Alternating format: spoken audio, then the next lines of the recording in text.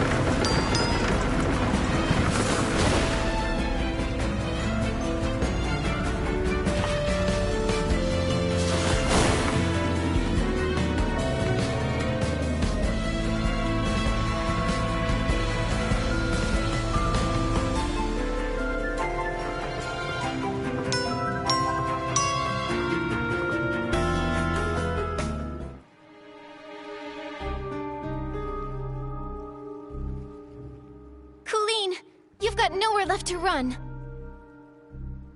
Tell us where the fabric is, or do you want to taste my fist again?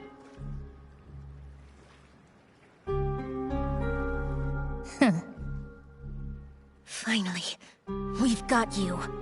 Your Threadstar goons have been so cruel to the PCs. Now it's time for you to pay. Spill it! How did you poison everyone? And how did you steal the suitcase? The entire time the suitcase had been stolen, you were with Tommy and Pommy. Right! Spill it! How'd you pull it off? Nikki, we've been tricked! Those rascals actually dared to come after us, and they even injured Julie! What? Julie is still alive. No way. But the suitcase thief is here, so who's going to attack Madame Julie? You've got accomplices, don't you? You're not the only Threadstar remnants hiding throughout the Ripple estate.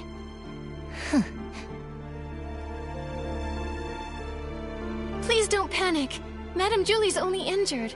Let's get back to the village. As for you and your accomplice, shh, shh. Neither of you are getting away.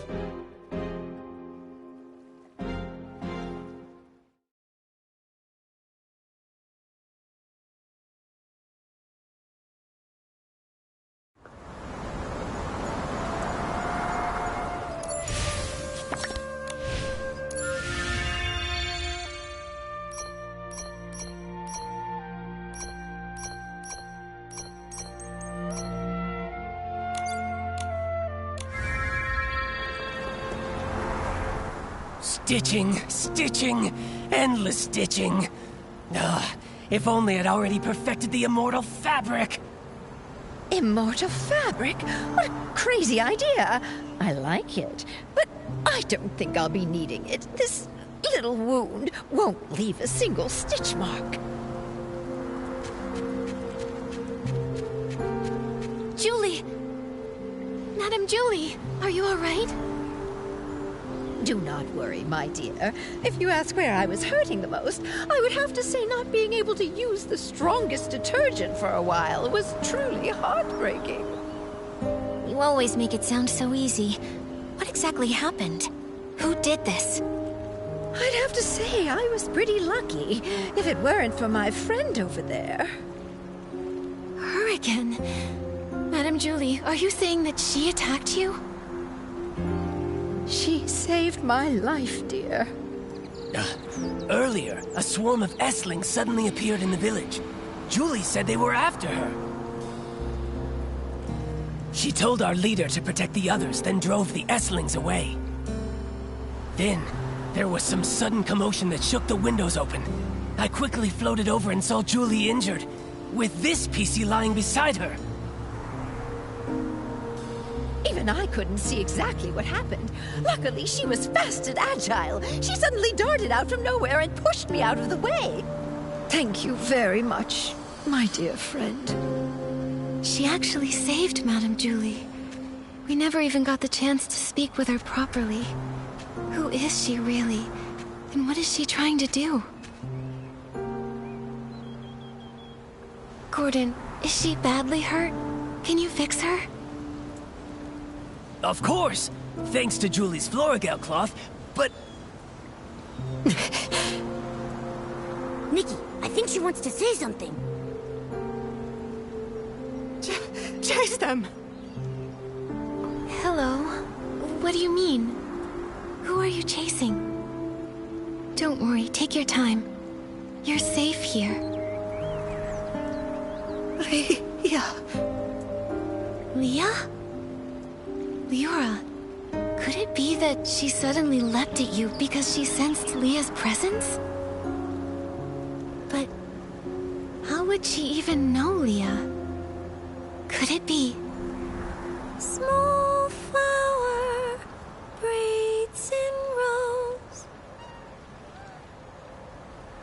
The dreaming child with secrets glows. Wind blows soft our sorrows off the bridge. Leah. She seems calmer now. I'll try playing this lullaby on the violin. Hopefully, she can rest peacefully in the music and dream without any pain.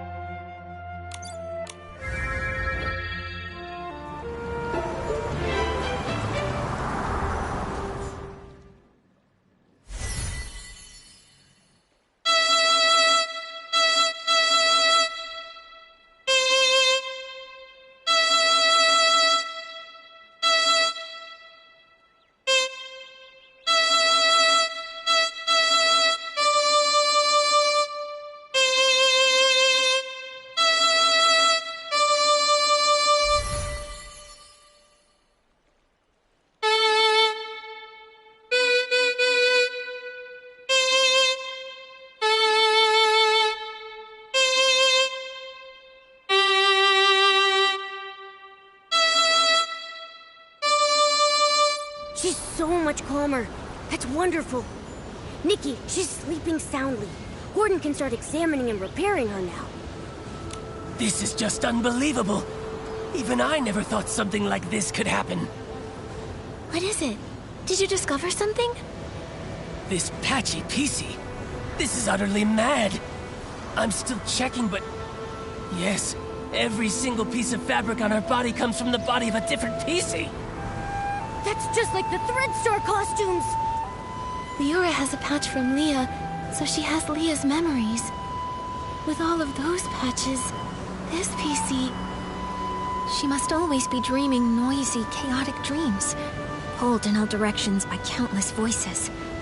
Sometimes she might suddenly forget who she is, or why she even came here.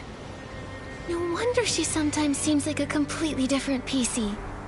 The reason she often talks to herself and struggles to connect with others is that her mind is confused and lost.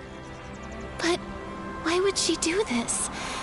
Or was she made this way by someone else? This is so bizarre. I'm afraid we won't figure it out until she wakes up. And the attack. Only she might have seen the attacker. Speaking of the attack, that pocket watch she's wearing seems broken. It's stuck at 11:18. Could that be the time of the attack? That watch stopped long ago. I took it apart while checking. It's full of dust, and the gears are all stuck together. Then why would she still wear it? Why, indeed. I'll try removing all her patches so there'll be fewer voices inside her. Then you can talk to her original self without all the noise. This will be such an exciting experiment!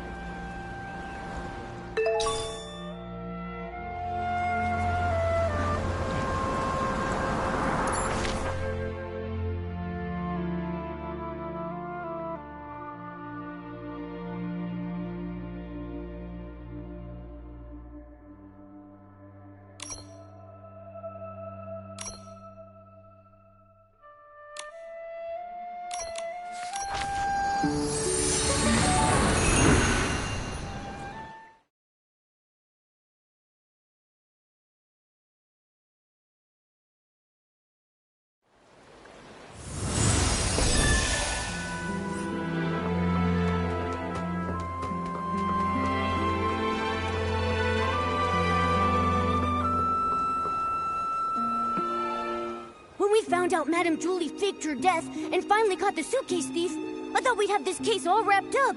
I didn't expect another PC would try to assassinate Madame Julie. Luckily, that mysterious patchy PC was there, or things could have gone really wrong. Yeah. Even though we still don't know who she really is, or why she's doing all this, we definitely owe her our thanks. To be honest, with everything going on, I'm feeling pretty confused right now. Detective Nikki, do you have any new ideas? So far, we've solved the missing journal case and uncovered the truth behind the scraps of cloth in the suitcase. Madame Julie and Leora worked together to fake her death.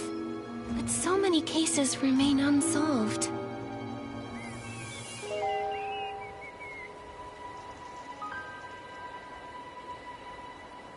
We never managed to catch who poisoned the Dawn's first light detergent. But now the evidence might be pointing to Colleen being the culprit. She's the owner of the detergent bar, right? Hasn't she been researching the detergent industry at the Ripple Estate? She probably figured out the secret formula for Super Duper Palmed a while ago with all that digging. And since she knows more about detergents than most PCs, this poisoning method wouldn't be hard for her. And there's more. We tracked the suitcase and ended up at Colleen, but she didn't actually steal the suitcase. The real thief is probably an accomplice of hers who's still hiding in the shadows. Look at her, with that top hat and bow tie. I thought she was just a cold but decent PC. Turns out she's a major troublemaker. Luckily, with Gordon's reagent and help from Leora and Raggy, we managed to trap her. Otherwise, she would have run off with the suitcase into the abandoned district. Why is she so desperate to move the fabric inside? What's her goal? And there's more. If it weren't for Madame Julie and Leora stepping in, we would have never known that all of this connects back to the Thread Star from hundreds of years ago. Using PCs It's too cruel. I can barely say it out loud. Such a heartless company. Even though the Kingdom Guard's Operation Starstrike was a huge success, Thread Star somehow rose again. Not only cruel, but also cunning. They're preparing the Golden Vision. Maybe it's connected to Madame Julie's assassination. At least we caught Colleen, found out she's part of Thread Star's remnants, and know she definitely has an accomplice. They're the ones who attacked Madame Julie. She needed help to pull off the suitcase theft. Her alibi back then was just a trick. We underestimated her. Ugh, one PC did the poisoning, the other one stole the suitcase, and they worked together so smoothly. They almost fooled us. Detective Nikki, who do you think stole the suitcase? Based on our findings, Tommy was held up by Colleen, and Benny was unconscious. Neither had time to steal it. Leora is Madame Julie's friend. She wouldn't steal it. And Mr. Leon had hallucinations near the scene and had multiple eyewitnesses confirm his innocence.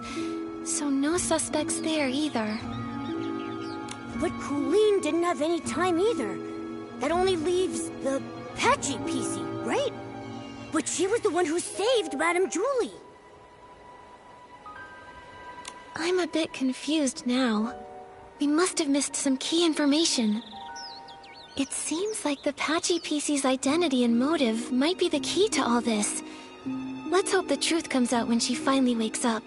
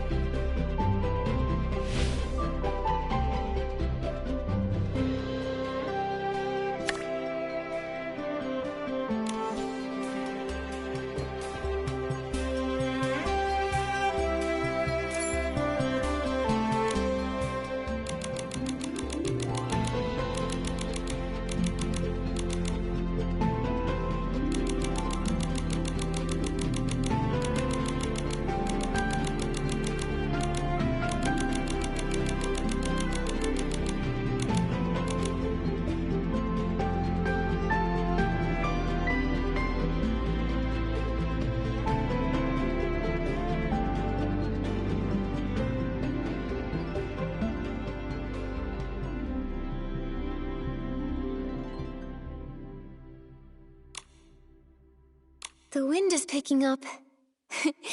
Momo, be careful. Don't blow away. It's just a light breeze. I'm not worried at all.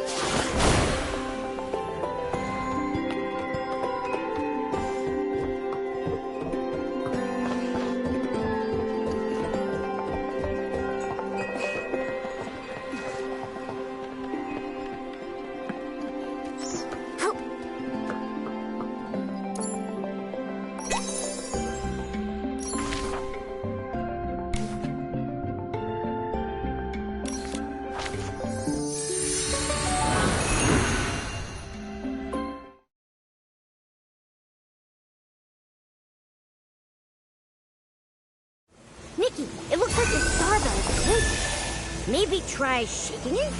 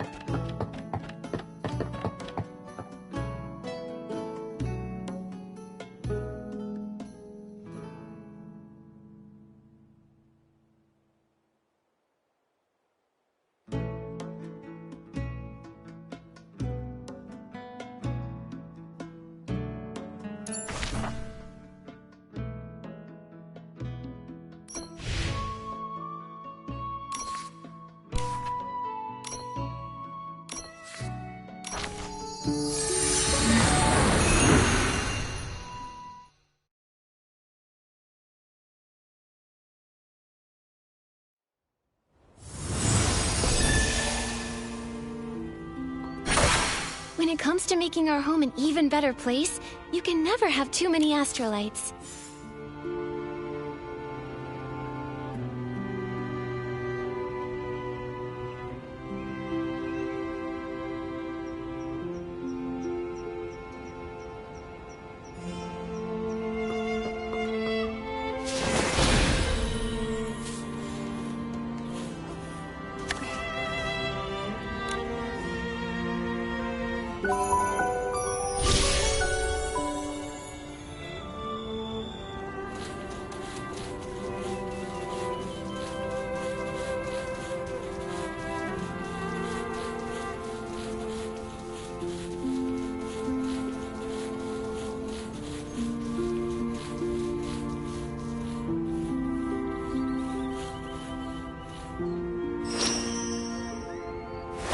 Is this the magic of styling? When Nikki shows up, even falling meteors can't help but be drawn in.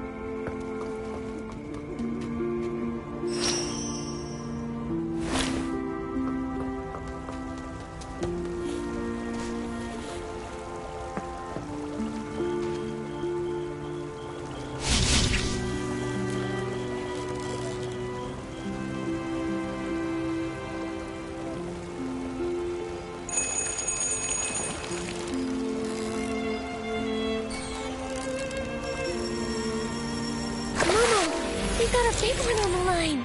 Whoa! Now all the anglers will think we are awesome!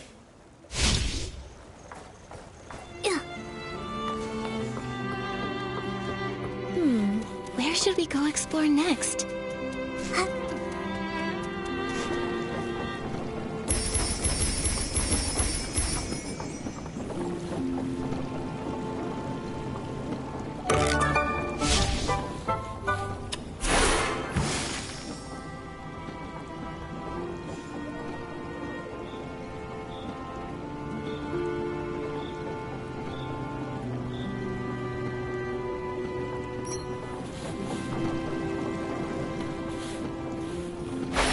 It's like the spring breeze swept across the land, and before we knew it, the seeds had settled into their new home.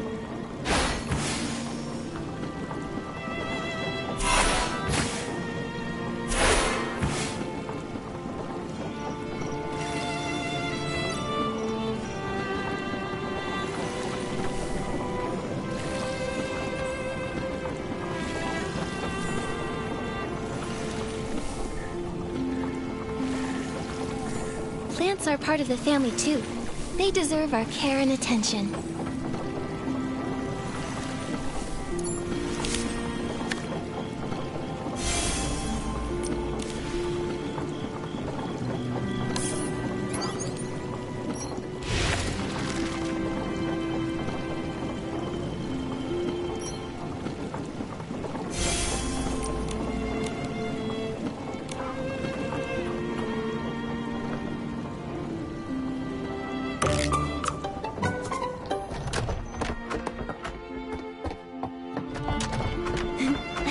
remember the time we took this photo.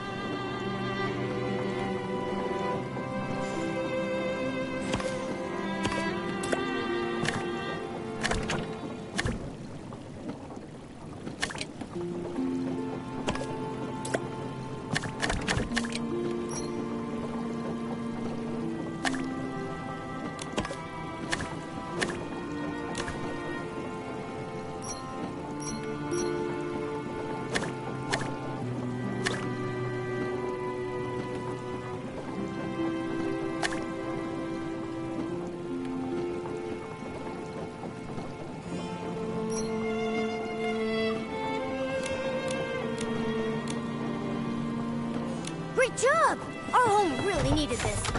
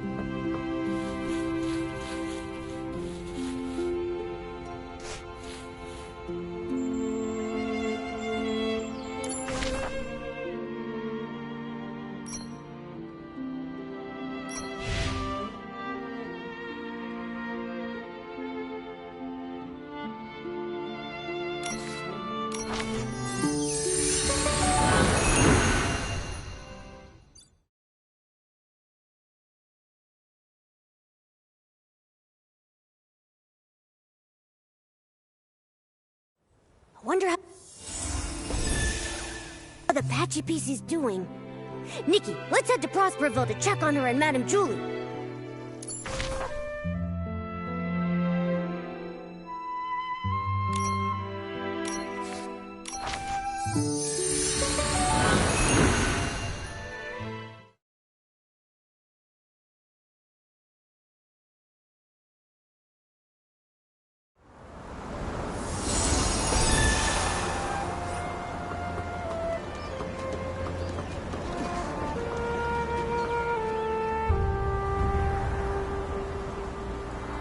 That was you? I just told the guards what's happening.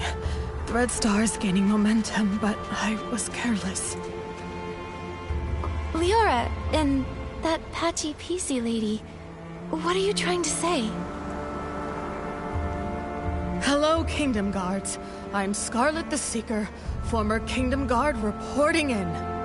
Miss Scarlet was a member of the Kingdom Guards. She's the one who uncovered Threadstar's plot, leading to Operation Starstrike. Also, she's Leah's mother.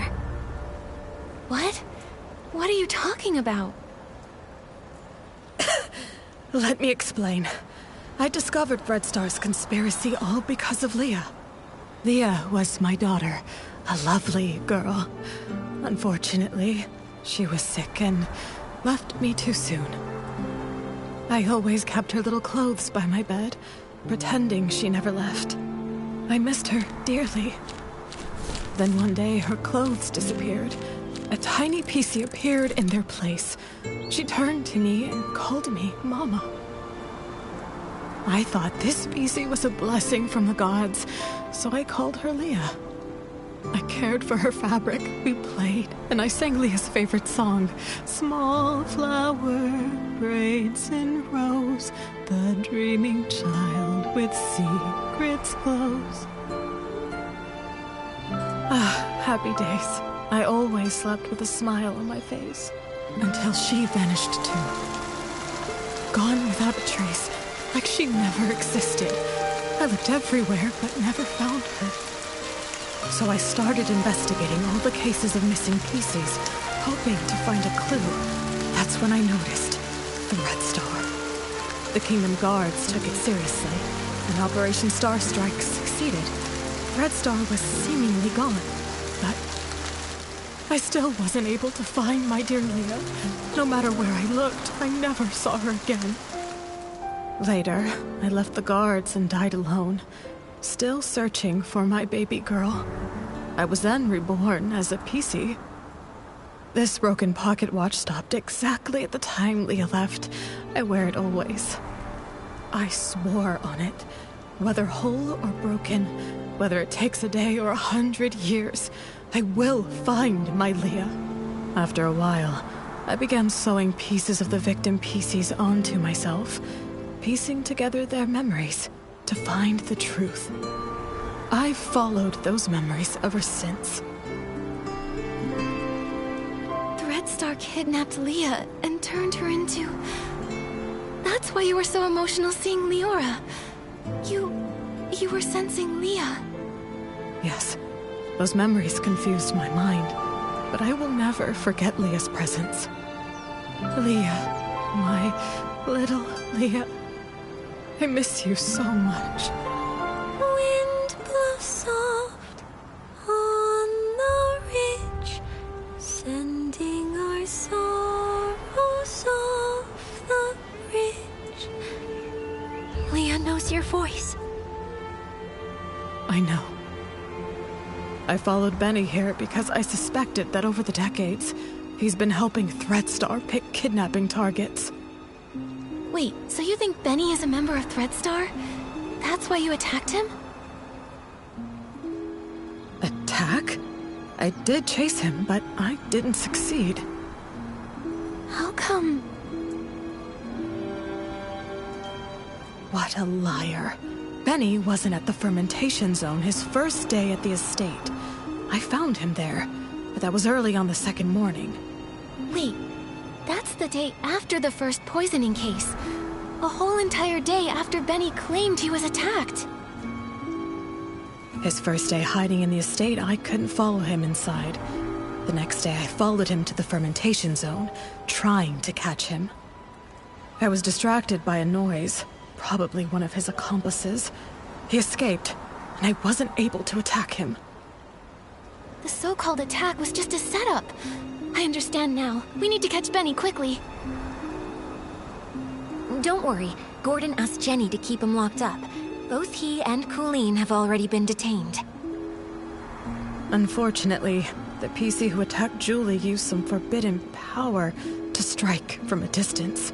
I didn't see them, so I can't be sure if it was Benny. That's okay. You get some rest. I'll take it from here. I'm heading back to Ripple Estate to have a talk with them.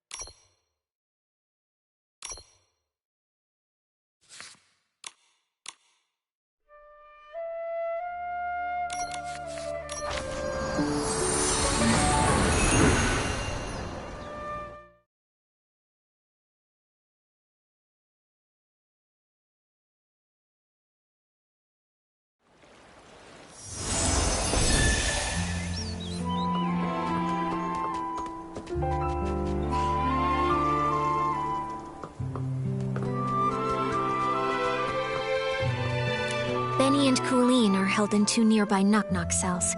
It also looks like the others found these shredded fabrics on Colleen, but she won't explain why she stole the suitcase. As for Benny, I have yet to see him. I heard he's insisting on his innocence and begging to leave the abandoned district. Suspecting an old friend must feel awful. Leora, if you ever need to talk, I'll be here for you. It's okay, Miss Nikki. After hearing about Miss Scarlet's investigation, I had some doubts about Benny. After all, if it hadn't been for him, I wouldn't have started renting costumes from Threadstar. Huh? Didn't you start to suspect him when Threadstar got into trouble? Threadstar was popular then, and their custom stage costumes were in high demand.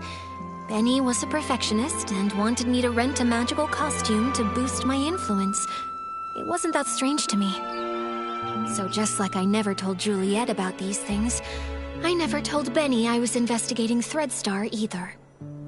But I never expected to run into him here, right when we were tracking down Threadstar's remnants. Returning to the abandoned district after a long time and running into so many accidents, it's hard not to be suspicious. Indeed. I've been afraid to face him because I'm worried I might get a bad answer. Leora, were you close to Benny in the past? Close? Yes, I suppose. As my agent, even though he was treated differently because of his facial scar, he always did his best to shield me from unwanted gatherings and fought for me to have more opportunities. I appreciated him. Benny said the scar was an old injury. Did he get it back then? No, it was even earlier. He was born from a torn piece of clothing. The owner of the clothing was a struggling actor who had an accident. It happened during a very dangerous performance. Both he and the costume were left with a permanent scar, and his dreams shattered.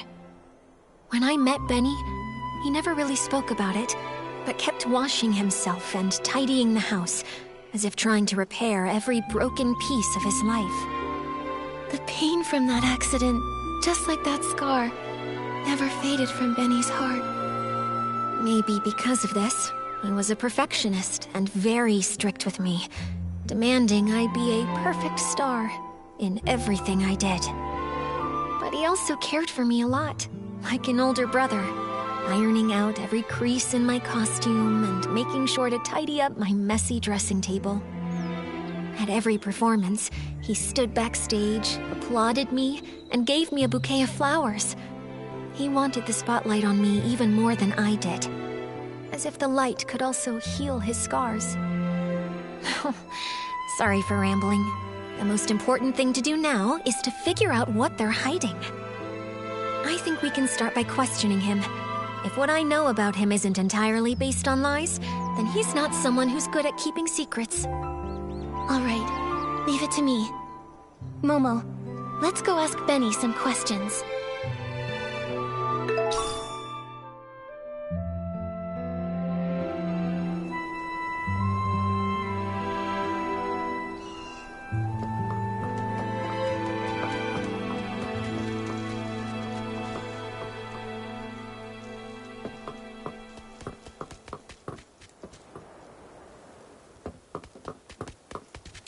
You again? Detectives. Is it my turn to be treated like a suspect now?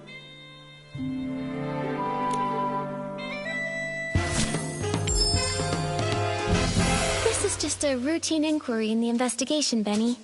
If you're truly innocent, I recommend that you cooperate fully and answer my questions seriously. Where were you when we were chasing Colleen in the Ripple wine cellar? Were you her accomplice in stealing the suitcase? If you have nothing to hide, why were you in such a hurry to pack and escape? I had no idea you were chasing Colleen. How would I even know where I was at the time? He's really cautious. We didn't tell anyone that we were tracking Colleen, so it makes sense he wouldn't know. I had no... As for stealing the suitcase, wasn't that after I was knocked out? If it weren't for Colleen and Pommy finding me, I'd be dead. You wouldn't even have the chance to... If she hadn't been chasing me around all day, I wouldn't have been in such a rush to leave. I'm sick of the endless threats, of a career that never goes smoothly. I want to go home. Is that a crime? Ugh! This fluff bag's tougher than I thought! Nikki, let's hit him with the evidence! Tear those lies to shreds! I had no idea you were chasing Colleen. How would I even know where I was at the time? As for stealing the suitcase, wasn't that after I was knocked out? I was hit by that jittery, patchy PC as soon as I arrived. How could I have had time to steal anything? If it weren't for Colleen and Pommy finding me, I'd be dead. You wouldn't even have the chance to suspect me here. Don't waste time on me. Go after that patchy PC! If she hadn't been chasing me around all day, I wouldn't have been in such a rush. If it As for stealing the suitcase, wasn't that after I was knocked out? I was hit by that jittery, patchy PC as soon as I arrived. How could I have had time to steal anything? Why are you showing me this? Sure, I'm not successful in my career, but I don't take on just anything that comes along. Let me out of here! As for stealing the suitcase, wasn't that after... If it weren't for Colleen and Pommy finding me, I'd be dead. You wouldn't even have the chance to suspect me here. Why are you showing me this? If it weren't for Colleen and Pommy finding me, I'd be dead. You wouldn't even have the... Why are you showing me this? If it weren't for Colleen and Pommy finding me, I'd be dead. You wouldn't even have the chance to suspect me. If she hadn't been chasing me around all day, I wouldn't have been in such a rush to leave. Why are you showing me this? Sure, if she hadn't been chasing me around all day, I wouldn't have been in such a rush to leave. I'm sick of the end. Why are you showing me this?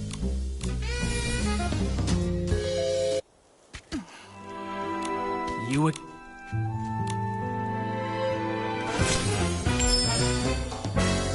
This is just a routine inquiry in the investigation. Where were you when we were chasing Colleen in the Ripple wine cellar? I had no idea you were chasing Colleen. How would I... As for stealing the suitcase, wasn't that after I was knocked out? I was hit by that jittery, patchy PC as soon as I... Why are you showing me this? As for stealing the suitcase, wasn't that after I was knocked out? I was hit by that jittery... Benny, I'm afraid that what you don't know is that we've already spoken with that patchy PC you mentioned. What? That's impossible. thing can't even form a complete sentence. How could you possibly... Miss Scarlet has finally regained her senses. She's not some evil PC like you tried to frame her as. In fact, it's the opposite. You're the suspect, and that's why she's been chasing you all along. According to her testimony, your alibi doesn't hold up. In truth, all that evidence was a lie you and Colleen came up with, wasn't it? If I deduced correctly, your arrival time in the abandoned district is accurate. Wendy can confirm that much, so you couldn't have faked it. But everything after that? Completely fabricated. The day you arrived, you went straight to the Ripple Estate to meet up with Colleen and set your plan to steal the suitcase. Colleen poisoned the detergent, and you stole the suitcase. She poisoned herself so she wouldn't be a suspect for the suitcase theft. Exactly. After stealing it, you left the estate and met with Colleen in the fermentation zone. She always said she had a habit of doing her research at night. But once you left the estate grounds, Ms. Scarlet spotted you again. Thanks to Colleen's help, you managed to escape. After that, the two of you chose to stage a fake attack scene to frame Ms. Scarlet. That way, everyone at the estate would be on guard against her. She couldn't keep following you in the estate, and you had your unconscious-all-day alibi. Now I get it. Even though Colleen and Pommy found you together the day before, the only one who claimed to have seen you unconscious there was Colleen herself. In reality, you never went to the fermentation zone that first day. Colleen brought Pommy to find you on purpose, making her testimony seem credible. That's quite a clever conclusion. But sorry, I'm just a failed talent scout. I don't get all the twists of this case, and I'm not interested in your detective games. I have no idea why that lunatic PC suddenly started spouting all this. The only thing I know is that she kept chasing and attacking me, and caused me a lot of trouble. If you insist on believing that maniac and refuse to believe me, well then, I've got nothing more to say. Suit yourselves. What do we do, Nikki? He still won't confess. If he keeps insisting Miss Scarlet is lying, we can't really prove otherwise. I would rather believe Ms. Scarlet's testimony, but with both sides telling a different story, we can't use this as evidence to convince Benny. Let's talk to Colleen again. If we can prove she gave Benny false testimony, we can completely shatter their lies.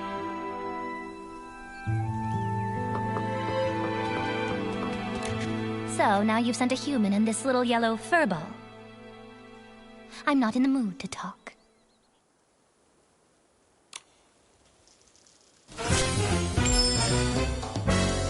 Colleen, refusing to talk won't help. Since you had the guts to steal Madame Julie's suitcase, you should have been prepared for the truth to eventually reveal itself. Since things have progressed this far, you might as well cooperate and tell us your reasoning for stealing the suitcase.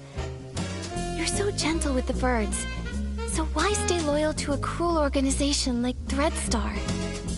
Steal a suitcase? Nonsense. You were chasing me so fiercely that I got scared and hid for my own safety, that's all.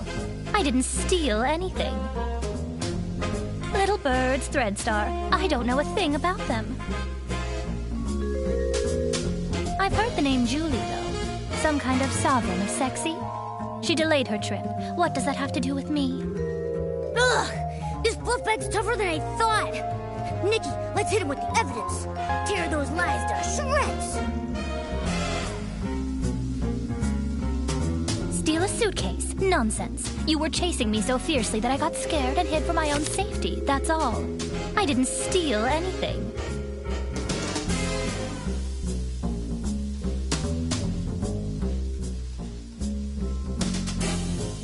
Little birds, Threadstar. I don't know a thing about them. You just show me this random garbage and you expect me to talk. Ridiculous. Little birds, Threadstar. I've heard the name Julie, though. Some kind of sovereign of sex. Little bird. Steal a suitcase? Nonsense. You were chasing me so fiercely that I got scared and hid for my own safety, that's all. I didn't steal anything. You just show me this random... Steal a suitcase? Nonsense. You were chasing me so fiercely that I got scared. Those scraps were found in your possession. Still going to deny it? Just some cloth scraps. I use them to test detergents. What? Is there a rule against bringing your own scraps to Ripple Estate? If they were really just scraps for testing detergent, why did you keep carrying them while running away? Even when you were cornered, you still wouldn't let them go. I'm a professional detergent bar owner. I have my reasons. Besides, you suddenly chased me. I didn't have time to think about what I was carrying. If you can't prove where these scraps came from, stop wasting my time.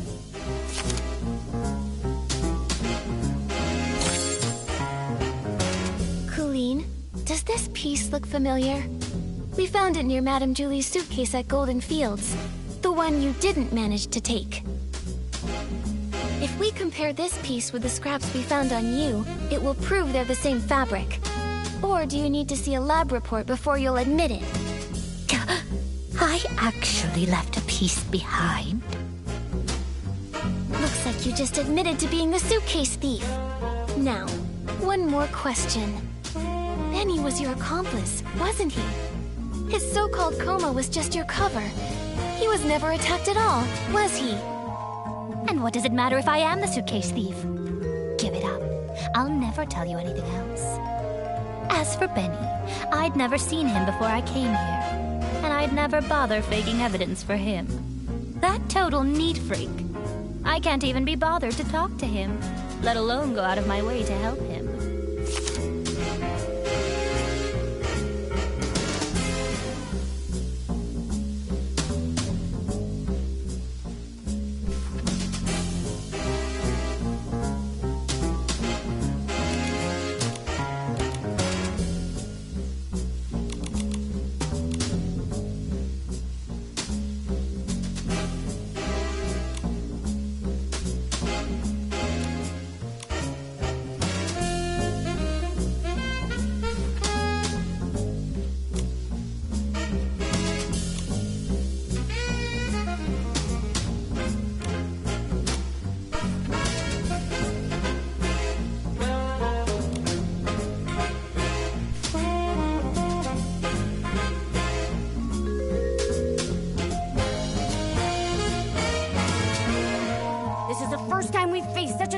One, Nikki.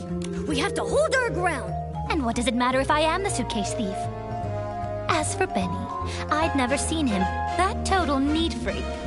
I can't even be bothered to talk to him, let alone go out of my way to help him. Why bother that total neat freak? I can't even be bothered to talk to him, let alone go out of my way to help him. Why bother that total neat freak? I can't even be bothered to talk to him, let alone go out of my way to help him. Why bother asking?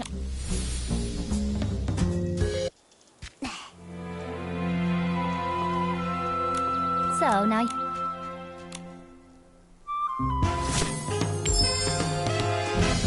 Colleen, refusing to talk won't help. Since things have progressed this far, you might as well cooperate and tell... Steal a suitcase? Nonsense. You were chasing me so fiercely that I got scared and hid for my own safety, that's all. I didn't steal it. Those scraps were found in your possession. Still going to deny it? Just some cloth scraps. I used them to test detergents. What?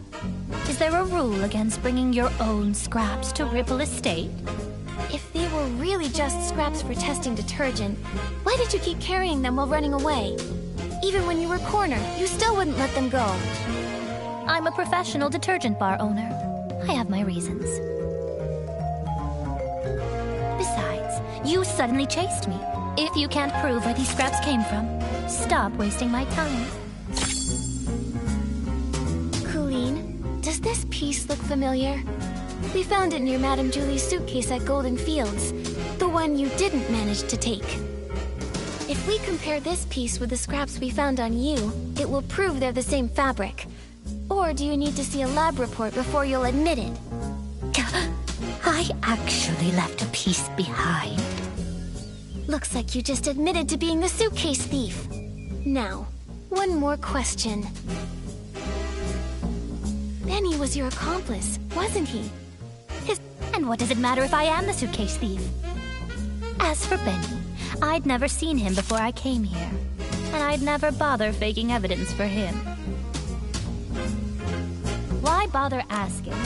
As for Benny, I'd never seen him before I came here, and I'd never bother faking evidence. Why bother asking? As for Benny, I'd never seen him before I came here, and I'd never bother faking evidence for him.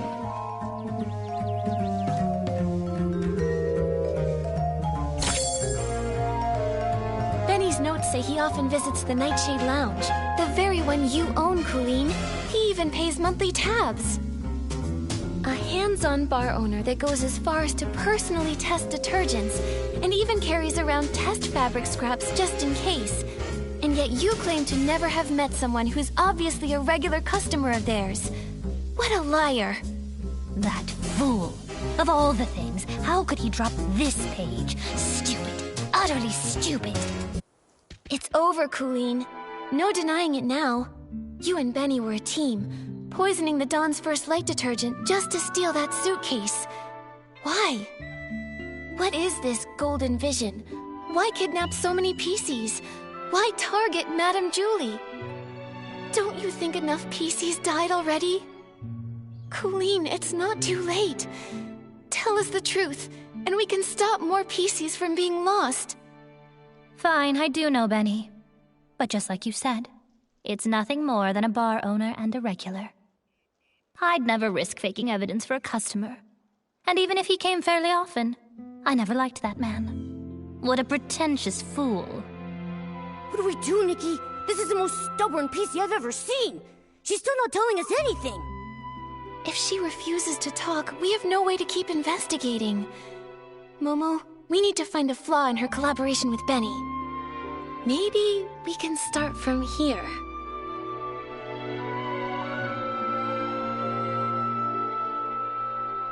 I've got it! Colleen, could you please describe the state you found Benny in for us? If you are both telling the truth about what happened, both of your stories should match perfectly, right? Didn't I already explain when I brought that PC back? Oh, you know I hate repeating myself. I don't just want the broad story, I need the details. For example, what was the weather like that day? What scent of detergent did the fermentation zone smell like? And what condition was Benny in? Come on, Colleen. Answer these few questions and I won't bother you anymore. Fine. That early morning, actually, the very morning of the Dawn's First Light chaos, I went to check the fermentation zone and saw a buttonfoot and a white glove coming from the wooden barrel house. The weather was just normal. The air carried the scent of aroma lily, which gave me a headache. As for Benny, I thought he was just a worker resting, so I didn't pay much attention. I had no idea it was him. Then the next day, you brought Pommy with you, and he was still there. Pommy checked, and that's when you realized it was Benny, knocked out from the attack? Correct. But you already know that, don't you? The morning after the poisoning incident, the weather was fine, and the air smelled of flight fruit. He was lying in the exact same spot, still unconscious. Just one blow to the back of the head, and he's out that long. How pathetic. Now, is that enough? Don't bother me anymore.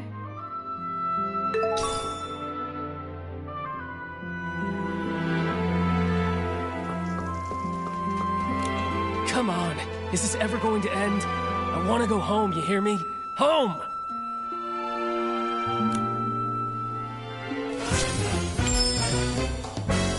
Benny, we have one final question. If you can answer it honestly, then maybe you can go home sooner. Please describe your experience of being attacked and knocked out, and when Colleen and Pommy found you. What was the weather like that day? What's... Questions. Why so many questions? I already told you. I arrived that very morning when the Dawn's First Light incident happened. It was still dark when I reached the estate. I got lost for a while before I found the fermentation zone, and then ran into that sneaky PC. As for the weather, it was pitch dark. Who knows what the weather was like? The scent? Probably something like wool fruit. I was really tired at the time. I just wanted to ask for directions. Then suddenly she attacked me and knocked me out. When When I woke up, Pommy and the others had already taken me back to the estate. That's all I know. As for the weather, it was pitch dark. Who knows what the weather was like? The scent? Is that all true? Because that's not at all what Colleen said. Take a closer look. Her account of the first time she saw you doesn't match yours at all. What? It should match. I was just lying there unconscious and... You noticed too, right? She said the fermentation zone smelled of aroma lily, but you said wolfroot. If I didn't know any better, I'd say one of you wasn't there. I just got it wrong. It was a mistake. Benny, don't you think it's a bit too late to change your story and say the scent was aroma lily? Aroma lily's smell is so distinct. No one would believe your side of the story now. The fermentation zone always starts releasing the scent of that day's ingredients after 3 a.m., but you and Colleen described completely different smells. If you're not lying, then how do you explain that? No, I just made a mistake. I didn't... No, I never smelled anything. You pressured me into saying something, so I just blurted it out. Wait, I remember. I remember now. It wasn't past 3 a.m. when I arrived. I got to the abandoned district by 2 a.m., so I wasn't lost that long. I wandered a bit after that, of course, but not for long. Then I saw that crazy PC's pocket watch. It read 2:30.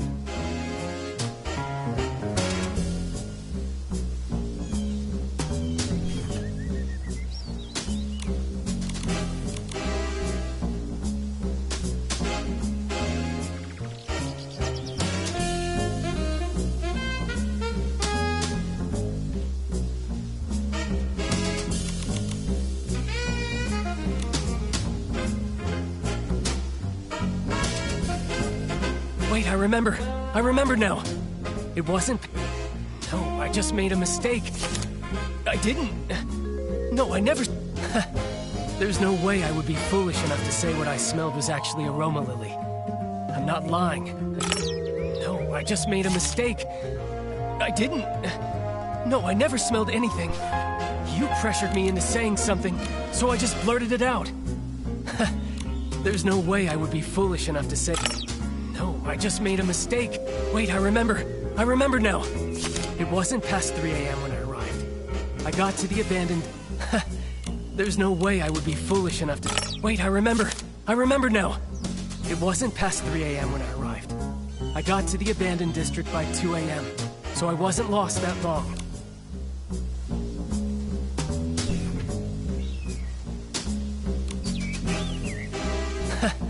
There's no way I would be foolish enough to say... Wait, I remember. I remember now. I wandered a bit after that, of course, but not for long.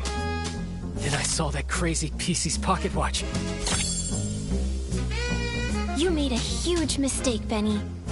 You keep trying to frame Ms. Scarlet, but you don't know her story, or the spirit and the sheer willpower behind her pursuit. That pocket watch was broken from the start.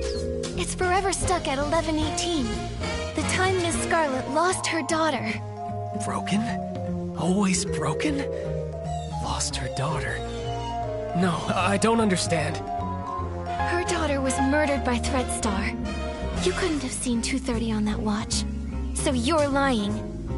Benny, I suggest you confess. It's over, Benny.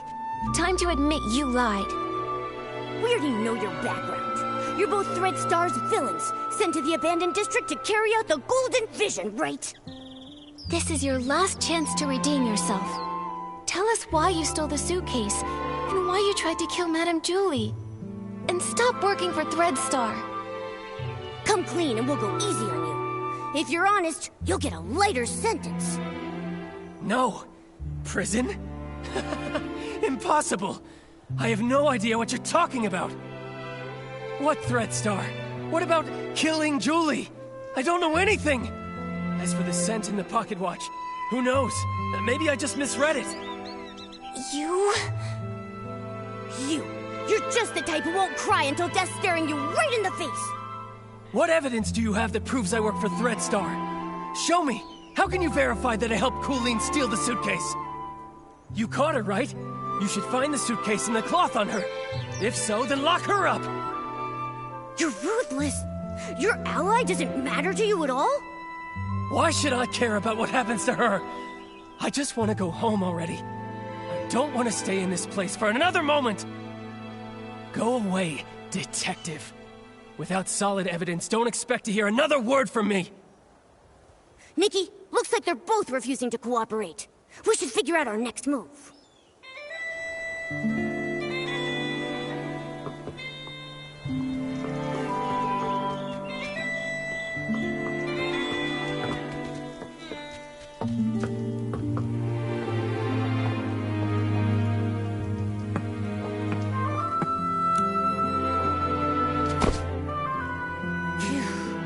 These two are hard to deal with. They're starting to crack, but they still won't confess. Don't lose hope, Momo. At least we know they're partners now. Benny's so-called attack probably aligns with my theory. It's just a story they made up. Threadstar must have sent a few members to the abandoned district to carry out the Golden Vision. Well, what exactly is the Golden Vision? And why would they want to hurt Madame Julie so badly? What should we do now, Detective Nikki? Their lips are totally zipped. Not even a hint. How are we supposed to piece the story together when we have no clues at all? Hold on. Like I've said before, no matter how perfect a crime seems, if you look closely enough, cracks will always show. Bad seeds only grow bad fruit.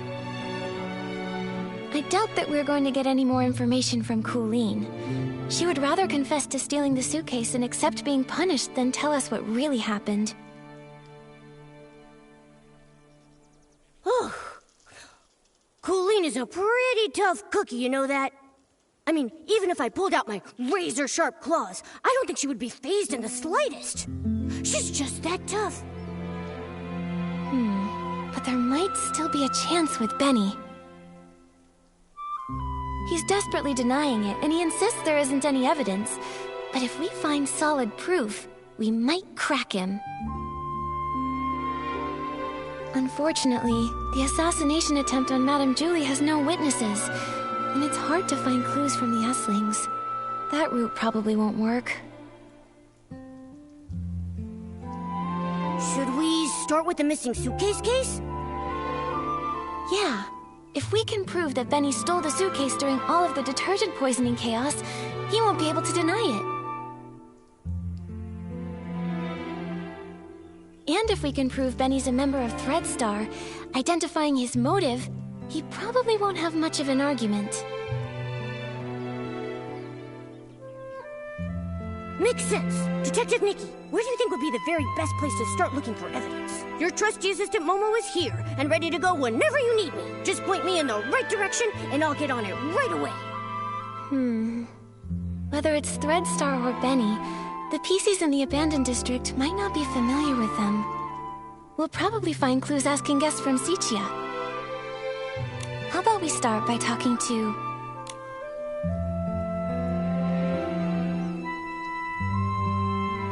Leora.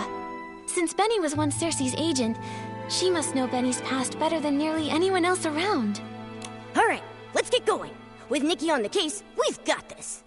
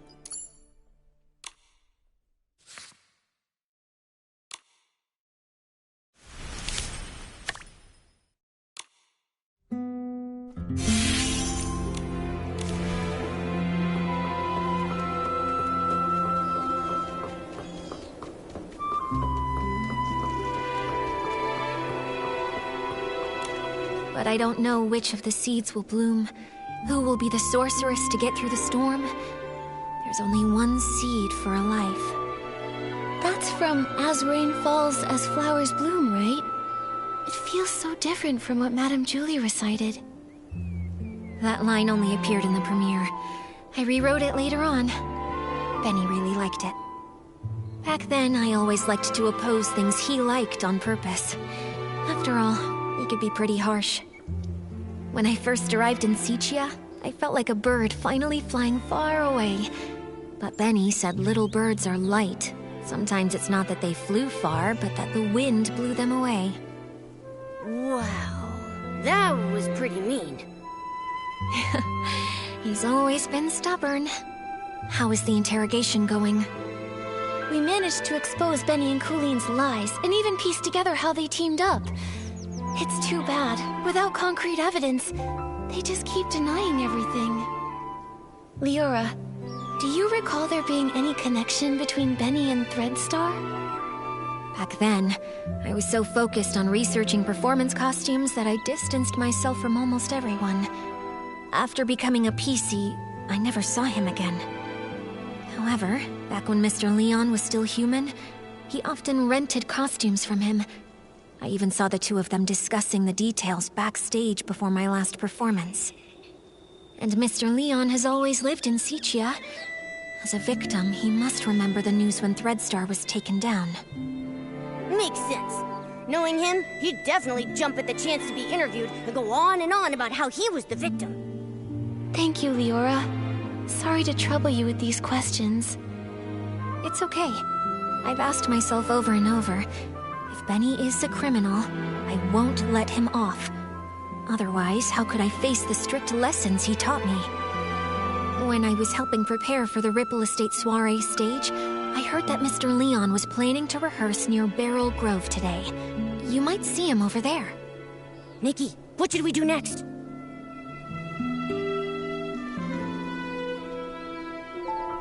If that's the case, why don't we go directly to Mr. Leon? He was at the scene of the theft, and he might be able to remember some details that were overlooked. Then let's wait for him near the Beryl Grove.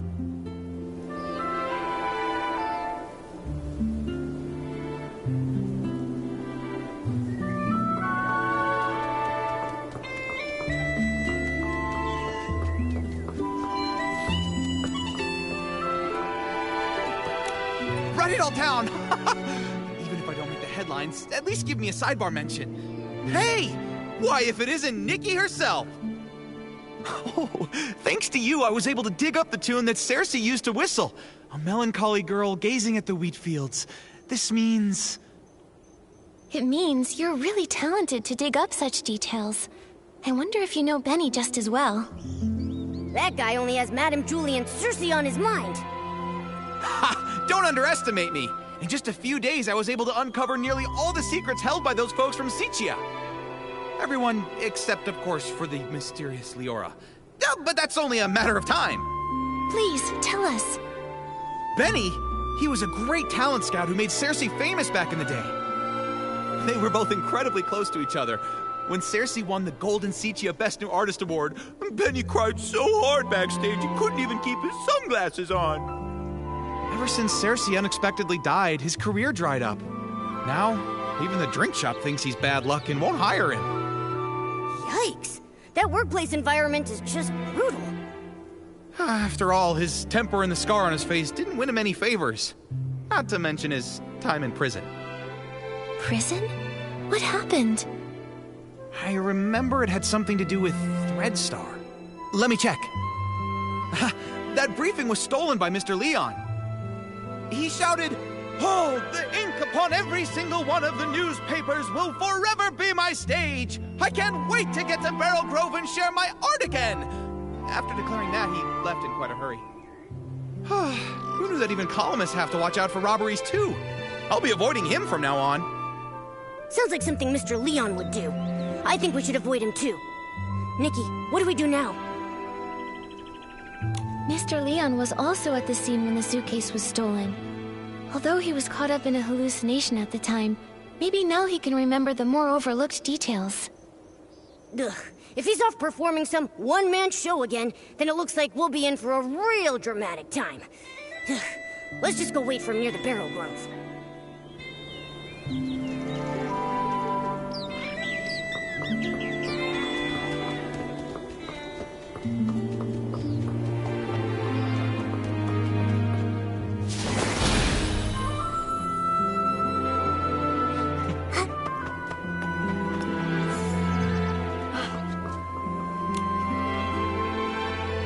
Oh, this world is even sadder than the drapes at the Backwater Theater. Mr. Leon, sorry to bother you. Did you see Benny before or after the poisoning that day? Benny? No, I didn't see him. Why? Do you think he was the one who stole the suitcase? He doesn't honestly think that a few scraps of cloth will cover that broken face of his and hide his shameful past, does he? You seem to know Benny's past well. Of course! It all starts with my own glorious yet lonely past.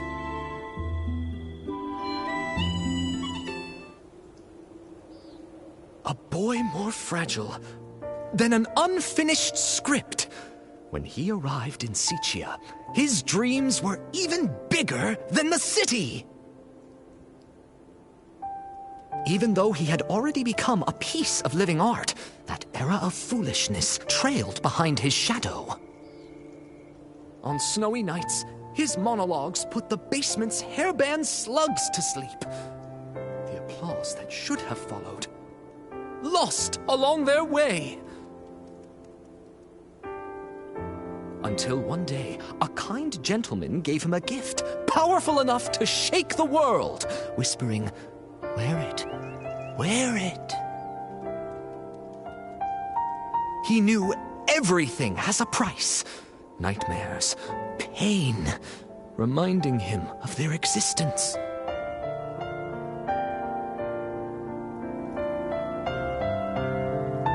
He went back to perform the full submission again and again in hopes to awakening this ignorant era. But he fell, forever left upon the platform leading to his dreams. Could that man be from Threadstar? Ugh. So they used everyone's dreams and it cost your life. But, what does this have to do with Benny? Dear audience, don't be like those who know nothing of art, ready to tear away fate's every secret. Intermission time! Shall we have a little preview of Act 2? Look at you, such furious faces. Surely you've seen through the gods' twisted little trick. Such pitiful jealousy, too afraid to let the true starlight fall upon me.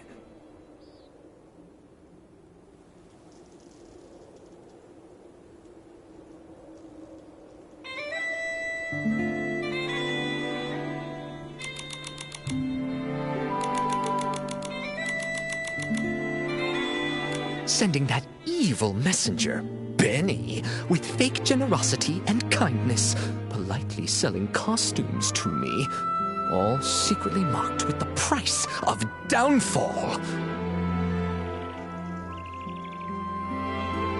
I mean, Benny was Cersei's only agent. I never suspected that he could possibly be one of the culprits behind selling all those stage costumes. This is truly shocking. And now it's clear. He really is connected to Threadstar. This is exactly the evidence we're looking for. Mr. Leon, thank you for your help. I never expected that you too were hurt by Threadstar and never got to perform your solo show. It's fine, it's fine. Every step on stage I make now is rehearsal. All in preparation for the full submission. Just wait and see. The boy who fell on the platform will be back, carrying all the scripts rejected to expose this fake world. Nikki, can we finally take down Benny now? Let's expose Threadstar's whole scheme and reveal the truth behind everything they've been hiding. This suggests a link between Benny and Threadstar, but we'll still need solid proof that he's the one who stole the suitcase if we want to expose his secrets. But no one suspected Benny when we investigated the suitcase theft case before. Where do you think we should start digging from here? Miss Nikki. There were plenty of audience members obediently seated under the stage that day. Why not go ask them? You mean... Oh, right! We questioned Squeaky and Belford, but we got caught up with running around. We haven't even interviewed Leora yet. Maybe she'll link Benny to stealing the suitcase. Then what are we waiting for? Come on, let's find Leora and ask her.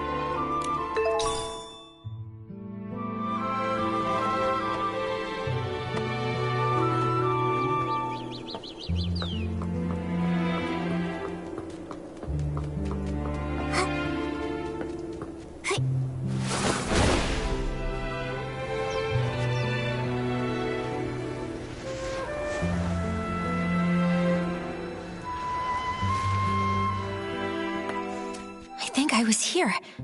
And then... Leora, are you recalling what happened the day the suitcase was stolen? Miss Nikki, yes.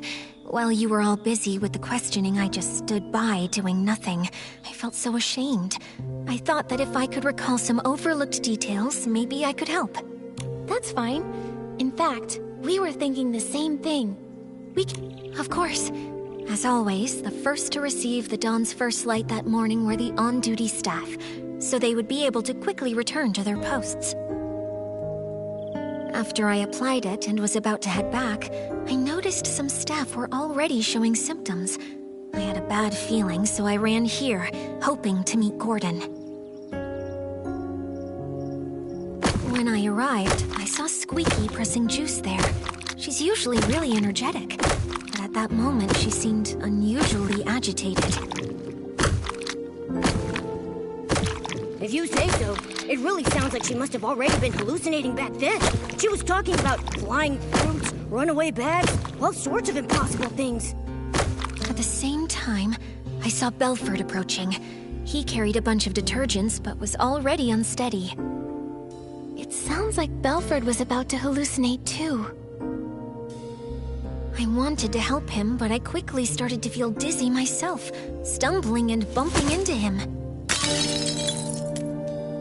Lots of detergent spilled. The smell was strong. Oh, this must be the fragrant fireworks Belford told us about. What then? And I started hallucinating too. I can only remember some fragments. A yellow bulkhead with 2 blue-purple horns, wearing a blue-purple jewel on his neck. Well, I thought the bulkhead might charge. While dodging it, I bumped into a sack, and I think I may have cracked it. Do you think that bulkhead could be Belford? I remember his yellow hat having 2 blue-purple patterns. Just a thought. That's a possibility. Then suddenly I heard a loud shout ring out. You'd rather have perfect wheat fields than accept the Barasant I bring! Something like that. That has to be Mr. Leon. I think your version of this line is better than his original. That was him. I was startled then. I saw the bulkhead run away, felt danger was coming, and left quickly. It looks to me like both you and Squeaky were scared off by Mr. Leon's shout. When I came to my senses, I was at a remote water spot, soaked through, and there was no one nearby. So that's what happened. We met the other witnesses Leora mentioned to us, but I can't shake the feeling that something is off. There should have been one more PC there, the thief. They couldn't have disappeared without a trace. But what exactly feels wrong? Don't rush things, Miss Nikki. Maybe we can simulate an interrogation. Treat me like a suspect, find any inconsistencies in my story. Maybe the truth is hiding in plain sight.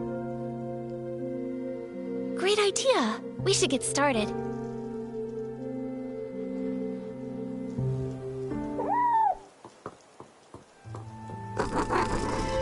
Ready, Miss Nikki? We'll start when you are.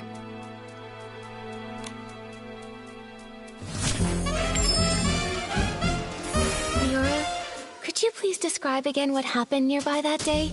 Especially the part where you saw Squeaky and Belford. Not a problem. When I arrived here, Squeaky seemed already caught up in hallucinations, pressing juice with wild agitation. Belford was on the other side, transporting detergent but already unstable. I tried to help but felt dizzy and accidentally bumped into him, spilling the detergent. After that, I fully slipped into hallucinations and fought with an imaginary bullcat. Well, I think that was a mistaken vision of Belford. Later, I was startled by Mr. Leon's passionate performance. With Belford pacing around nervously, we both left the place.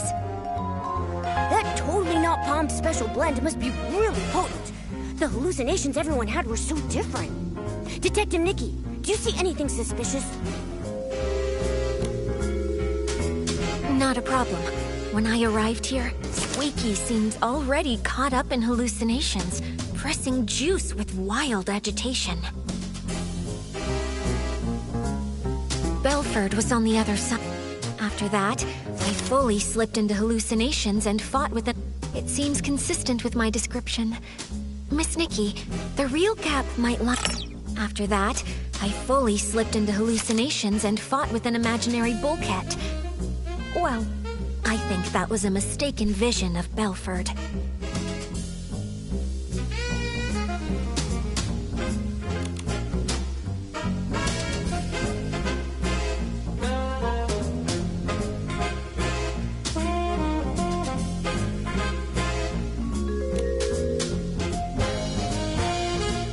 Later, I was startled by Mr. Leon's passionate performance. With Belford pacing around nervously, we both left the place. It seems consistent with my... Later, I was startled by Mr. Leon's passionate performance. Belford, not a problem. When I arrived here, Squeaky... It seems consistent... Not a problem. When I arrived here, Squeaky seemed already caught up in hallucinations. It seems consistent... Not a problem. Belford was on the other side, transporting detergent, but already... It seems consistent...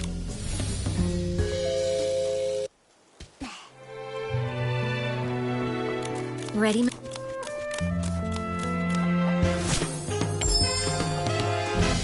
Leora, could you please describe again what happened nearby that day? Especially the part where you saw Squeaky and Belford.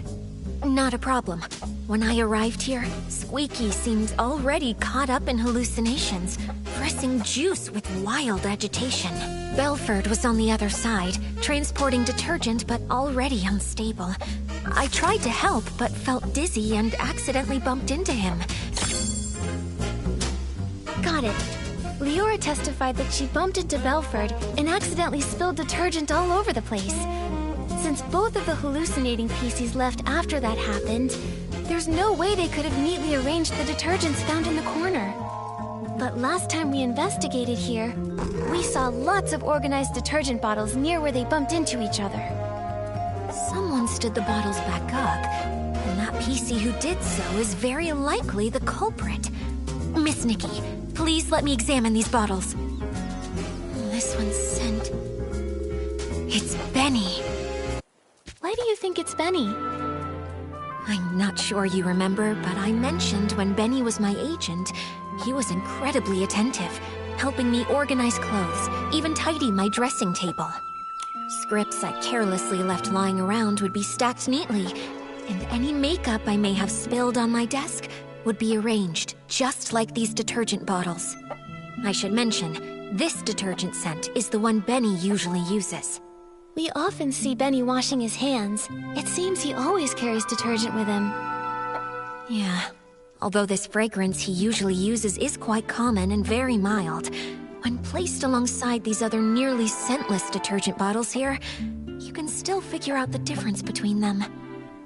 Moreover, only this bottle has been slightly used, and the bottle's cap has an extra seal ring inside of it. That's Benny's signature.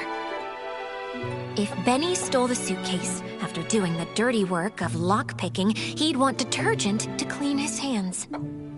I now suspect that the big sack I accidentally bumped into, after being startled by Mr. Leon's performance while I was hallucinating, was actually Benny. Benny was washing his hands while he was also startled by Mr. Leon, bumped into you, and dropped this detergent? Exactly. That's definitely possible. But so far, it's just speculation based on Benny's habits. It's hard to prove. Exactly. And since this detergent is so common, Benny could easily blame another PC for leaving it behind. I think we'll need to dig a little deeper. This interrogation simulation has been really helpful to us, Leora. If you can keep assisting us while we clear things up, we would really appreciate it. It would be my pleasure.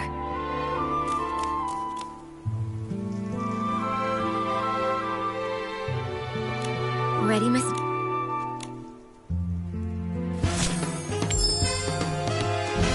If this bottle of detergent with a different scent really was dropped by Benny... Oh, I see.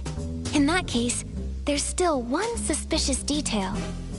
When Benny was looking for the detergent that he had dropped, he tidied up the spilled bottles by force of habit. But if he had the time and energy to do that, how could he have not taken the detergent he actually dropped? Indeed. In his case, not having detergent is probably as bad as not wearing clothes. I think maybe he did take a bottle of detergent, just the wrong one. Miss Nikki, what do you think?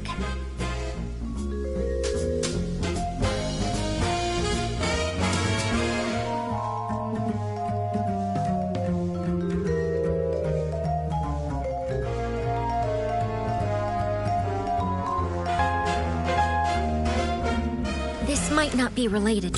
I think maybe he did take a bottle of detergent, just the...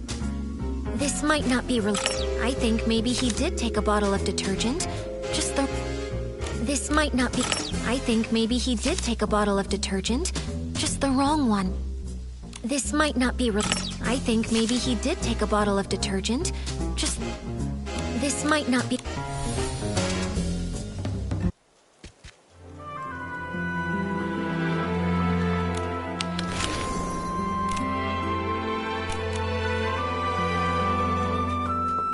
Ready, Miss Nikki?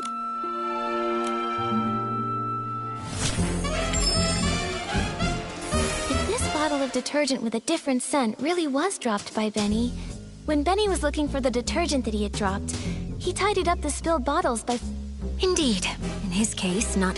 I think maybe he did take a bottle of detergent, just the wrong one. Miss Nikki, what do you think?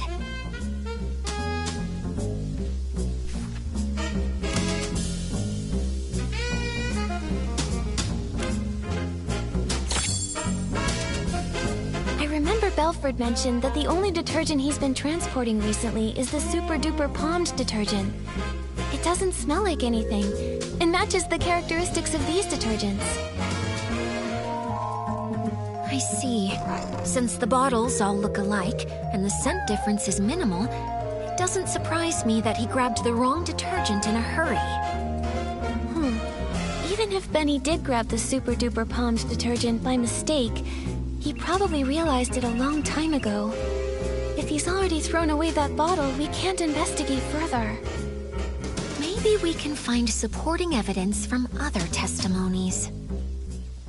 Have other witnesses seen anyone with a distinctive appearance in their hallucinations? Like how I saw a sack with a big tear.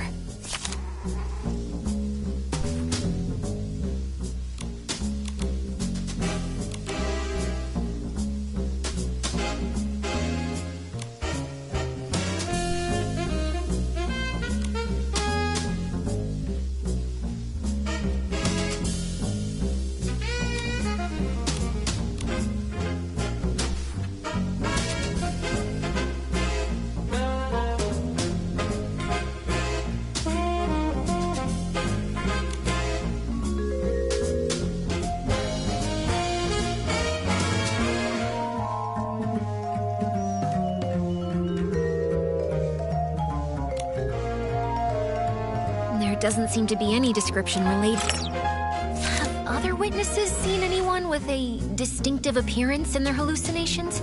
Like how Squeaky said she saw a big sack split open after being scared by another noisy sack. Maybe what she actually saw was Benny, who got a big shock from Mr. Leon. That's definitely possible. Looks like I'm not the only one who saw a hallucination resembling Benny.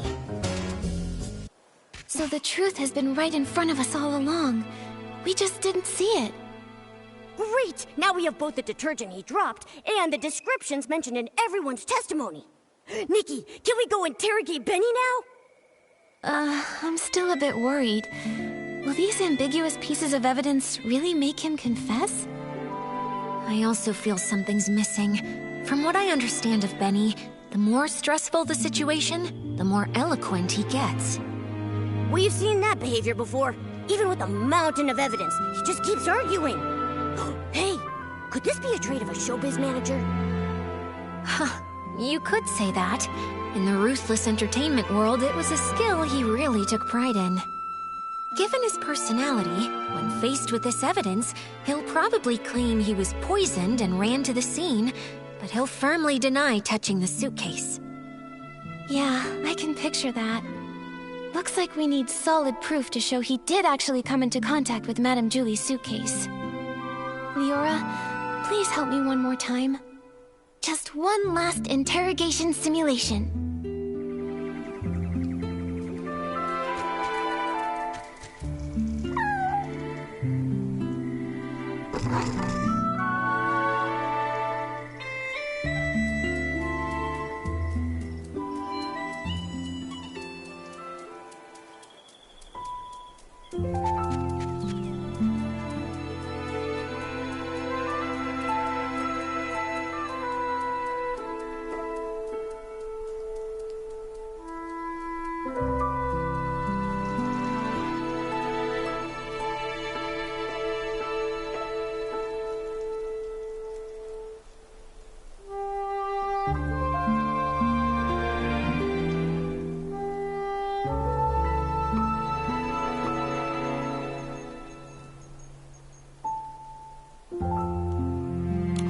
Ready, Miss Nikki?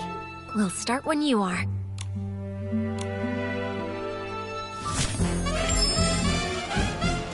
I think the key is right here.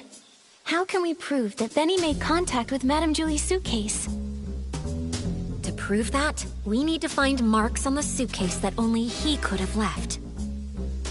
Benny definitely washed his hands with the super-duper pumped detergent he grabbed by mistake, but this detergent doesn't have any distinctive scent.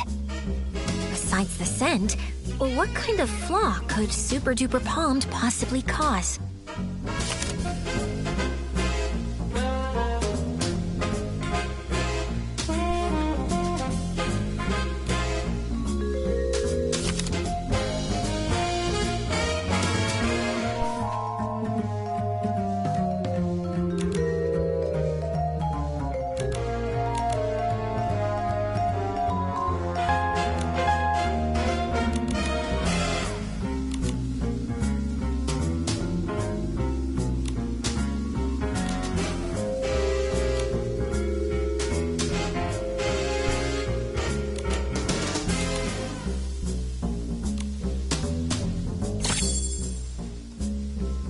Once told us that Super Duper Palmed can amplify the effects of other types of detergent.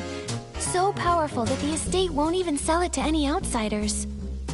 That's especially true when it's combined with One Breath Bliss and One Wash Fresh detergents. Turns out, this detergent can create so many effects. Maybe that's the key to spotting the flaw. Keep it up, Detective Nikki. We're just one step away from the truth. I can feel it. To prove that, we need to find marks on the suitcase that only he could have left.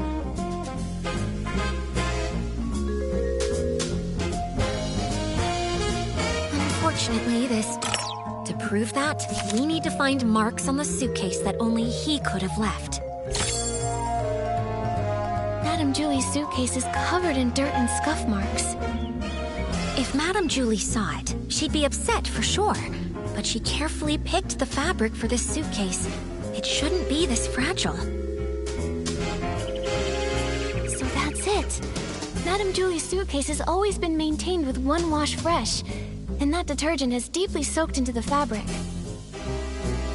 That's why Gordon could make a special tracking reagent to help us find the suitcase. But when one wash fresh is mixed with super duper palmed, it becomes a detergent with cleaning power that's too strong. The marks on the suitcase aren't from wear, but damage caused by washing. Oh, during the theft, the suitcase was covered in dirt, and Benny washed it with the detergent he had on hand, but the two detergents combined, damaging the fabric. Exactly. It's probably because he realized the fabric was getting damaged that Benny didn't dare keep cleaning. Otherwise, with his obsession for cleanliness, he wouldn't have tolerated so much dirt still on the suitcase. Leora, could you help think this through? With this evidence, is there any way he could still deny it?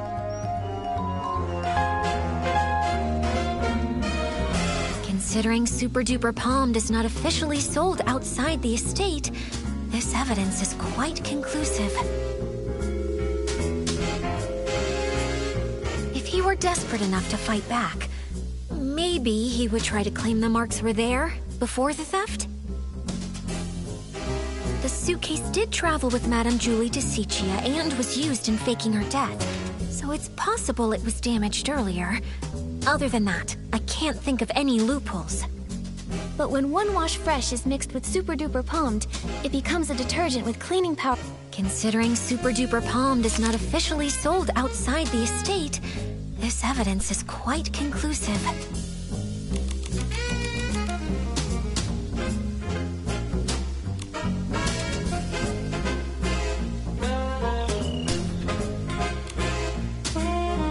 If he were desperate enough to fight back, maybe he would try to claim the marks were there. This is it. This is the photo Palmy took when the choo-choo train delivered Madame Julie's suitcase. Look, the suitcase looks perfect here.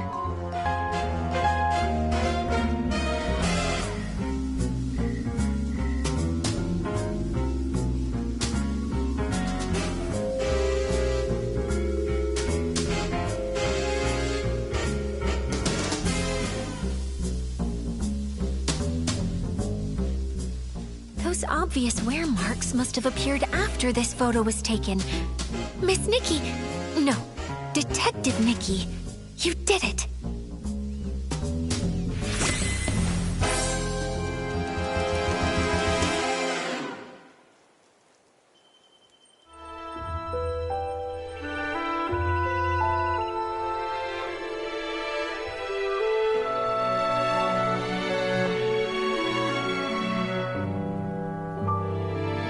So this is what really happened that day. While everyone was hallucinating, Benny snuck onto the scene. No one knew that a new guest had arrived at that time, except for Colleen. After stealing the suitcase, Benny washed his hands out of habit, using the detergent he'd brought. Then, Mr. Leon shouted his lines, startling all the PCs.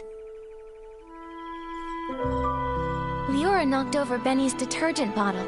When he went to pick it up, he couldn't help but organize the scattered bottles. But he took the wrong detergent, the Super Duper Palmed, the one that Belford was responsible for transporting.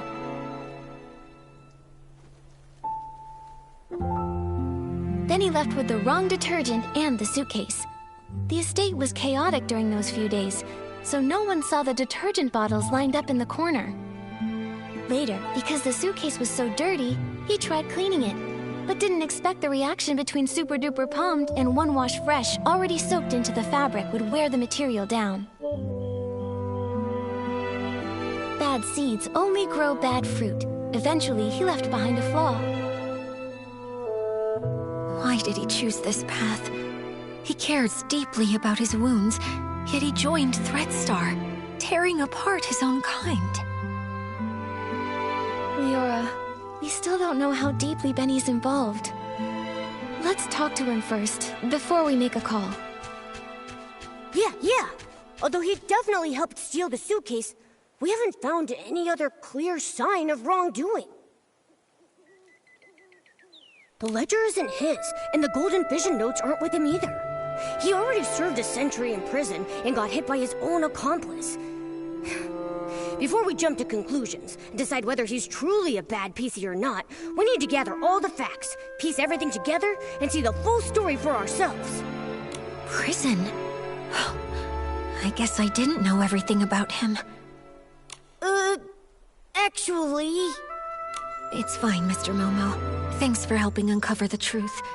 If Benny really is a key member of Threadstar and tried to harm Madame Julie, I'll personally bring him to justice. Even if he's got his reasons, or if he introduced Threadstar to me, even without meaning to, I want to hear it from him directly. Right. Before we find Benny, let's take this suitcase to Alan's for an inspection. With a professional detergent expert's report proving that 2 detergents made these marks, our interrogation will be stronger. Alright, let's go! With Nikki and Momo on the case, and Leora helping out too, there's no way we can fail. We're definitely going to catch him.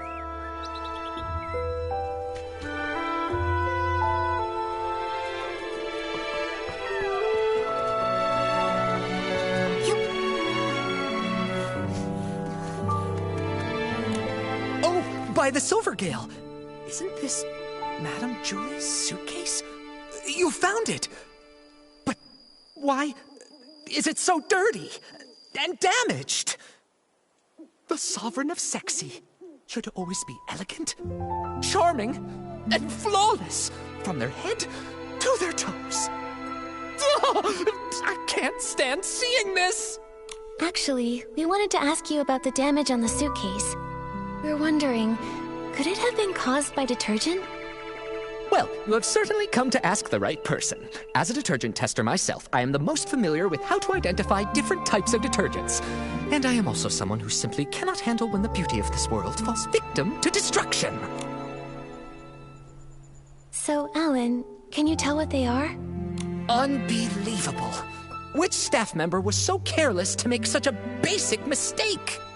Both detergents, One Wash Fresh and Super Duper Palmed, were detected on the suitcase. Their combination created the special Super Clean Palmed formula, which is too strong and damaged the fabric. Just like we guessed. Do PCs that come in contact with this special Super Clean Palmed formula leave marks on their own fabric? Definitely. That is why this special formula was only sold internally. The Ripple Estate doesn't even keep a single bottle of it in stock. Who made this mistake? Bring them here, and I'll test them thoroughly. I'm sure I can detect the residue of the special formula. That's great! Sorry, Alan, we're a bit pressed for time right now, but we'll fill you in on what happened later. With your help, we'll finally breathe easy. Momo, let's find Benny. He can't deny anything this time. The wind is picking up.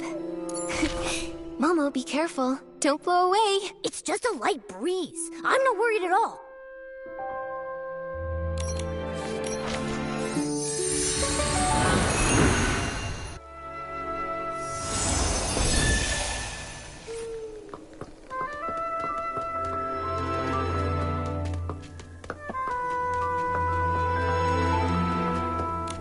Here we go again.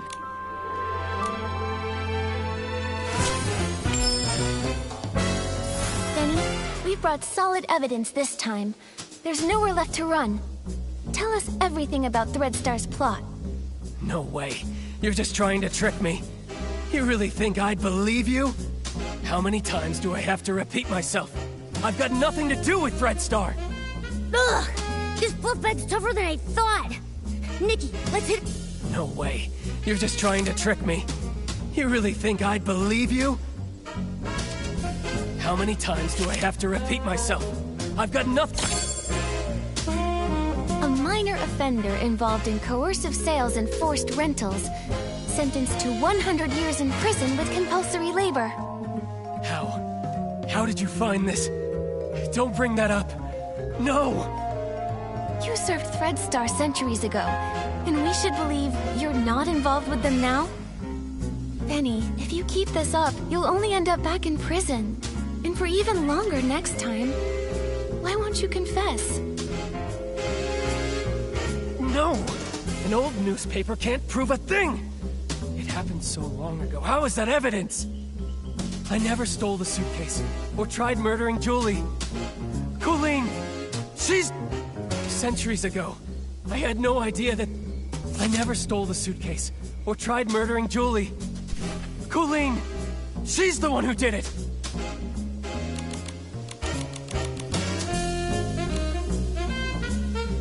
Centuries ago, I had no idea that Threadstar...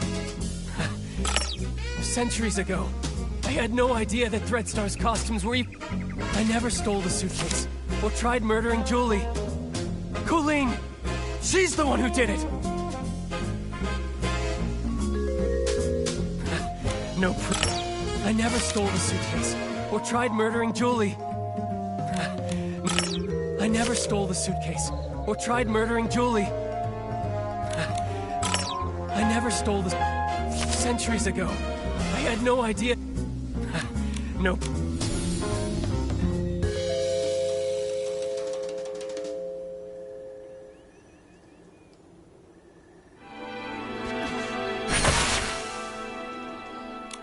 Here we...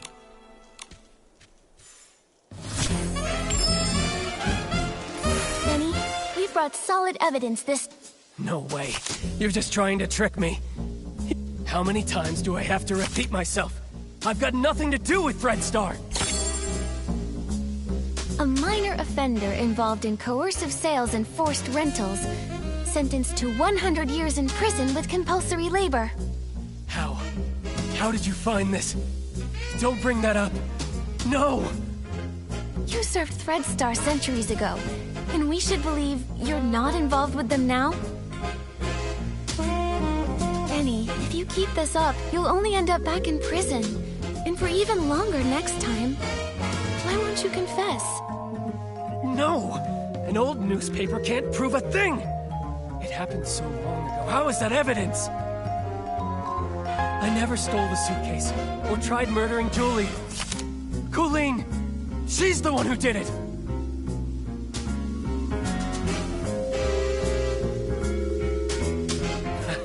No, I never stole the... I never stole the suitcase, or tried murdering Julie. No, I never stole the suitcase, or tried murdering Julie. Colleen... Do you see it now, Benny? Madame Julie's suitcase has traces from the mixture of Super Duper Palmed and One Wash Fresh, the latter being the detergent used to clean the suitcase regularly. So what? Where did that Super Duper Palmed come from? The only explanation is if someone left their own detergent behind and took the transport shipment. No!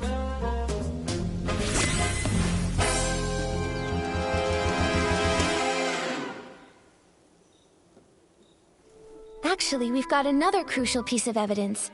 If a professional investigator examines you, they'll tell whether you're truly as clean as you claim. Maybe you ended up just as over-clean as the suitcase after coming into contact with the same mix of Super Duper Palmed and One Wash Fresh. Enough! Enough! Stop talking about things I already know! I know I damaged the suitcase. I know I hurt the PCs. I know I'm an accomplice, but I've already tried to break away. Why can you just not let me go?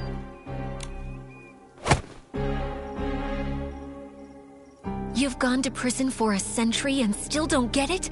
A bad seed always bears bad fruit. Some mistakes should never have been made. You don't know anything! What if that bad seed was just me being born?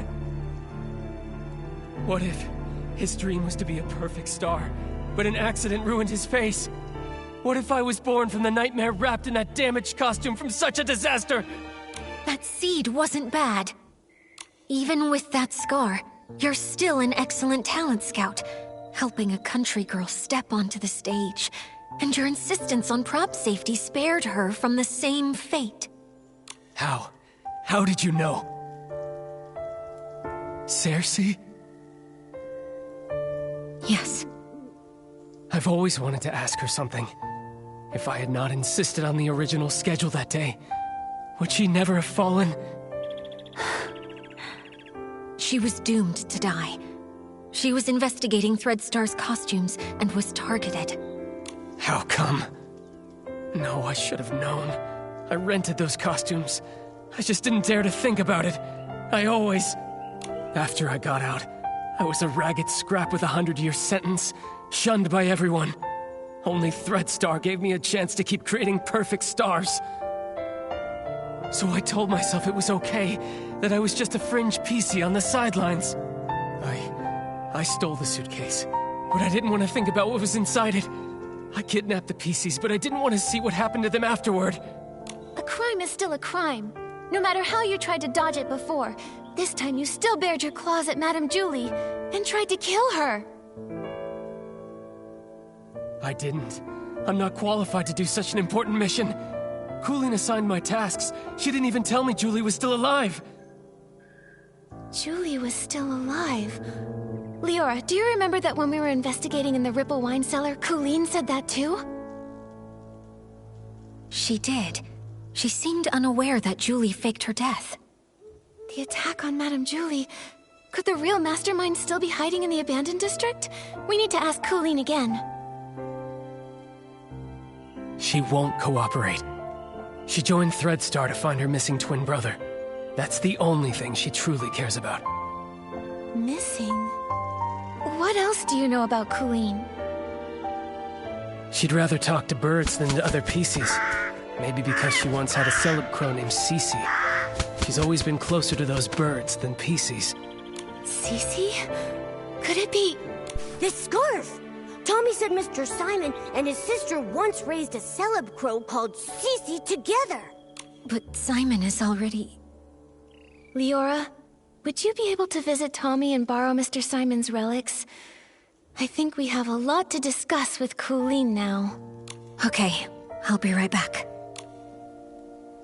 You'd better help her see things clearly. She doesn't need to live the way I did. There's just one more thing, Benny. The regret from back then shaped who I am today. A patched-up me. Someone with courage and patience, no longer afraid to face the truth.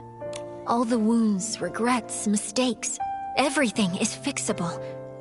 I hope you can forgive your own scars.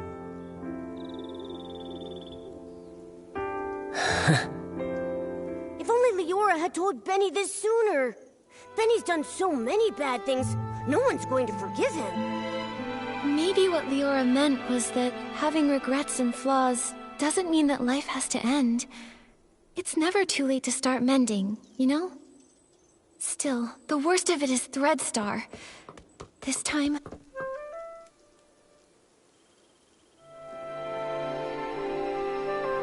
This again? Ask away. You're wasting your time.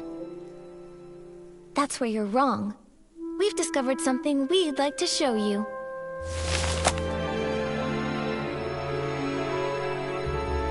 Tommy informed us this scarf belonged to a late senior columnist.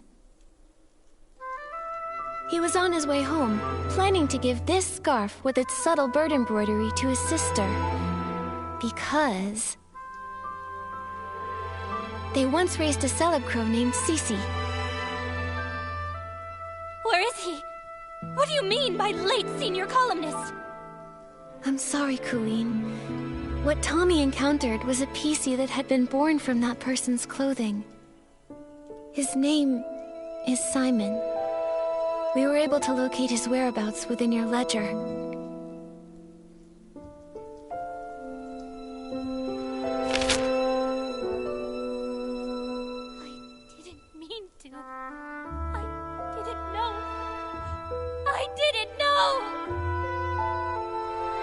I think this letter was meant for you. It's possible he may have taken on a new PC name to conceal his true identity, hoping to meet you again someday. But I'm sure that hearing that new name, it must have felt very unfamiliar to you. I've been waiting for him to come home. I took my medicine. I took good care of Cece. I promised, even sick, I'd live longer than Cece, longer than him. I wrote the newspaper letter to every address listed in our book. Later, I went knocking door to door. None of them knew. He'd gone too far away. I then became a PC, and my brother. There must be another PC born from his closet. I waited and waited for such a long time. I kept all of his clothes safe. But why, brother, why did you leave me all alone? His strongest wish was to go home and see his sister. He only had the clothing he wore outside. The road home was too long. Why did you think joining Threadstar would help you find your brother? The final costume, the forbidden outfit, can capture every gaze and control every mind. So many people walk the streets of Sichi and beyond. There are so many cities that are just like it. I won't be able to find my brother in all of that. Unless the outfit's finished. Whoever wears it only needs to stand on the stage and ask one question for me. That's all. The forbidden outfit. So that's Threadstar's ultimate goal? That's absolutely crazy! You knew full well that it was an evil power. Beyond all that, you were fully aware that the PCs you ordered to be kidnapped had loved ones who would be devastated, their hearts broken because of your actions. You know that pain better than anyone. To hurt others for your own desires, that's incredibly selfish.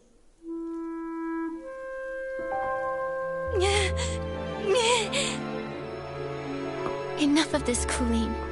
Don't you ever commit these evil acts again. I'm sorry.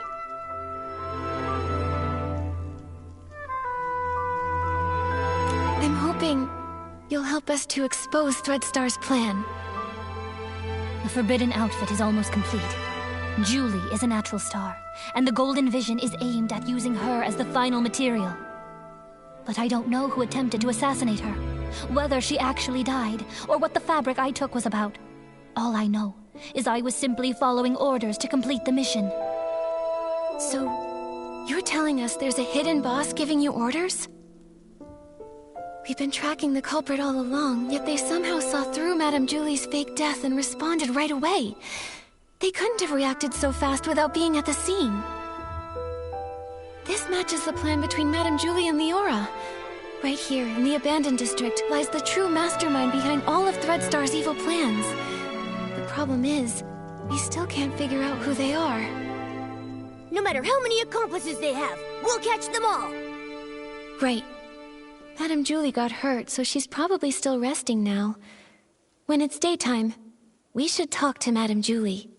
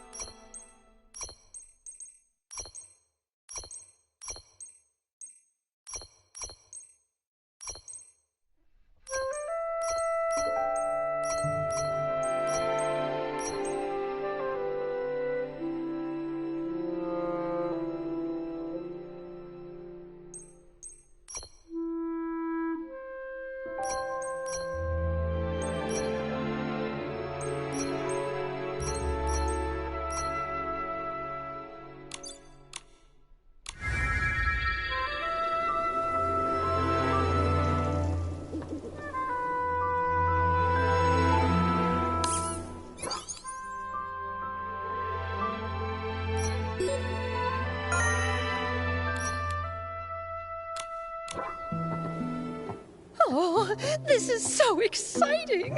What's next? Madame Julie, Leora, what are you talking about? Just bragging about how smart and brave my little Nikki is, and how she took down Threadstar and smashed their schemes.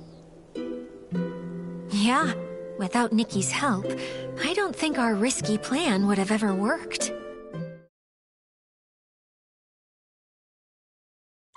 Just bragging about how smart and brave my little Nikki is, and how she took down Threadstar and smashed their scheme. And I'm just a first-time detective. I couldn't have come this far without everyone's help. However, the matter isn't fully resolved yet. The mastermind behind all this isn't Benny or Colleen. It's someone hiding deep in the shadows. Until we've caught them, Threadstar could still hurt Madame Julie or any one of us. Dear, you're as kind and just as little Cersei. I really like you. But it can't always be you running around for me. Now it's my turn to pitch in. Do you have an idea, Julie? My little Cersei, do you remember our masterpiece? As the rain falls, as the flowers bloom. I've seen reports about it. It was a play starring Cersei and Juliet. That's right. Rain won't hold back my steps. Let the storm rage even harder. I'm setting out to find clear skies. That's what the elder sister said to her younger sister when she left Rain City behind. Yes, and then it goes. But sister, they say beyond the city lies only deeper darkness. How will you pass through the clouds? How will you withstand the lightning? We are the sorceresses, and we ride our brooms. Look, the storm clouds lit by lightning. I'll pierce through them, pierce through the storm. You long for clear skies, only proven with your eyes. Only proven with your eyes. That's right. Julie won't go down easy. Madam Julie! It's really great to have you back. Oh, that's all thanks to my little Nikki. If she hadn't caught the remaining Threadstar remnants, I wouldn't be standing here today. Everyone can relax now. The last of Threadstar's remnants, Benny and Colleen, have already been captured. Ripple Estate is safe once more. How dare they try to take Julie down? I should have defeated her, just me! The two of them have no shame. The raindrops creating ripples are the rhythm of my dance. Only through celebration may we drive the darkness away. Friends, let's celebrate together. The Ripple Estate soiree is about to begin. Yay! When the mastermind thinks we've lowered our guard and tries to strike Julie again, We'll get them right away and end this forever.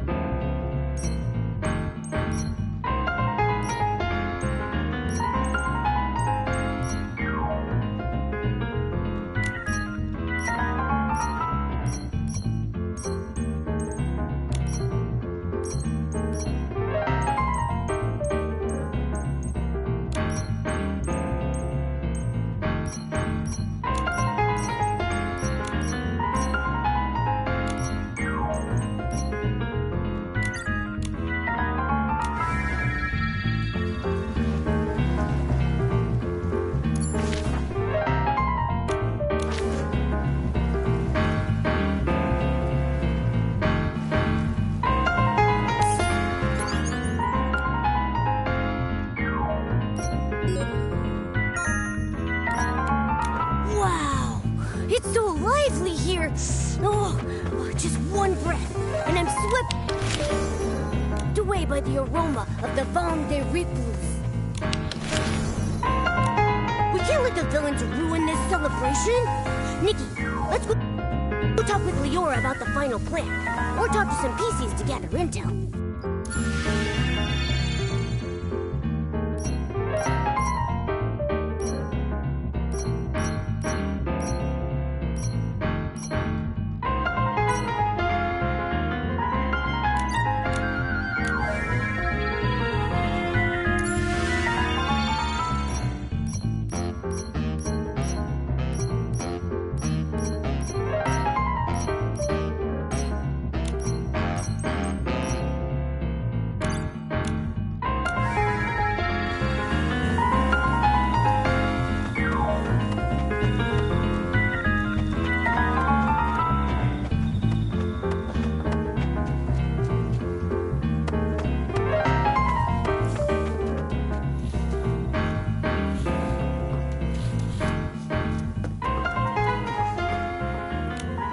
Please take good care of yourself, too.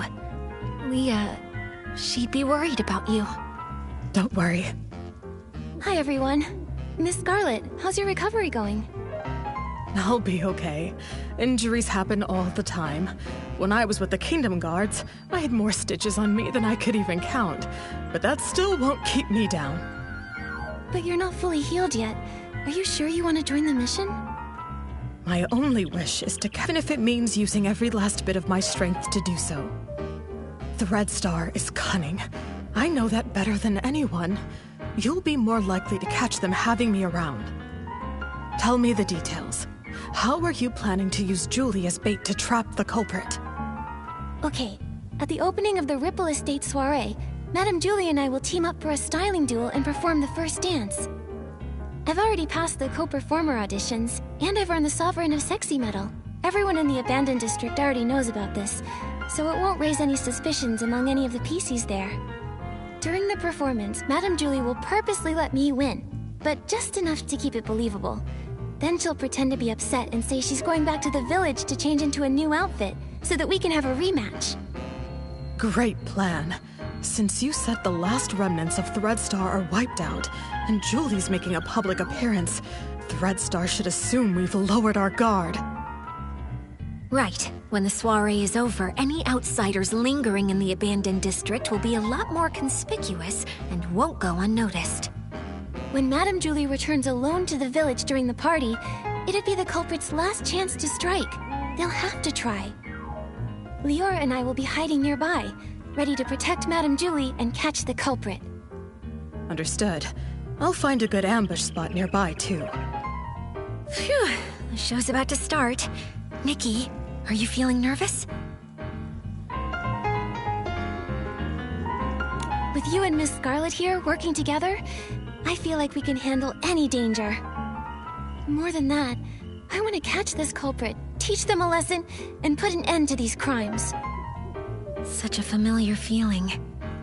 Back when I performed as Rain Falls as Flowers Bloom with Juliet, I was always nervous. Every time the curtain rose, I faced a new audience. How would the audience react? Would I hear their applause or their boos? Would the stylists like what I was wearing? Would the critics like how I delivered my next few lines? Then, Juliet turned to me and said, "Don't see the audience as a storm you have to push through. Imagine that you are the storm." That really sounds like something Madame Julie would say. I'm afraid I still don't have that kind of boldness, even now. So I'll take it as a blessing. Yeah, no matter what tricks the culprit pulls, if we execute the plan well, we'll catch them for sure.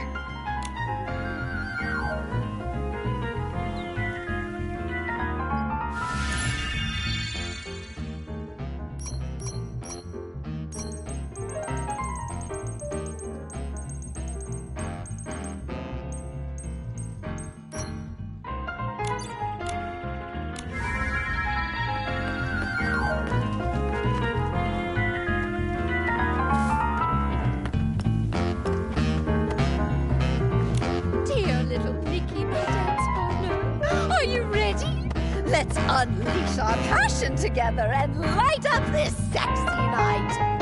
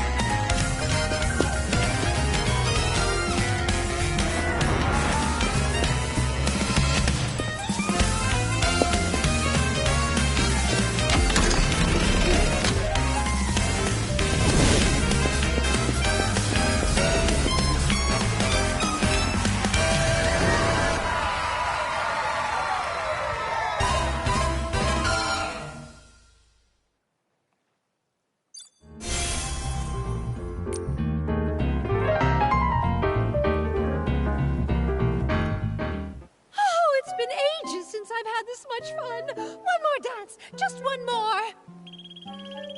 Madam Julie, I've already beaten you once in front of everyone. I don't want to look like I'm disrespecting the Ripple Estate. Oh, what nonsense. Do you think I, Julie, am afraid to lose? Don't underestimate the Sovereign of Sexy. I've still got an ace up my sleeve. Gordon made me an outfit that's full of whim. Once I pick it up from the village, I'll unleash my final move, the Raindrop Dance, and then we'll have another round. Whoa! I've never seen Madame Julie this eager to win. Have you ever seen Madame Julie lose? This is her first time facing as strong an opponent as Miss Nikki. One round's not enough. Exactly. Come on. Let's grab some more detergents. There'll be more exciting performances later. Well, then I'll wait for Madame Julie to return from the village for another dance. Nikki, should we start getting ready? Right. Let's head to Prosperville now.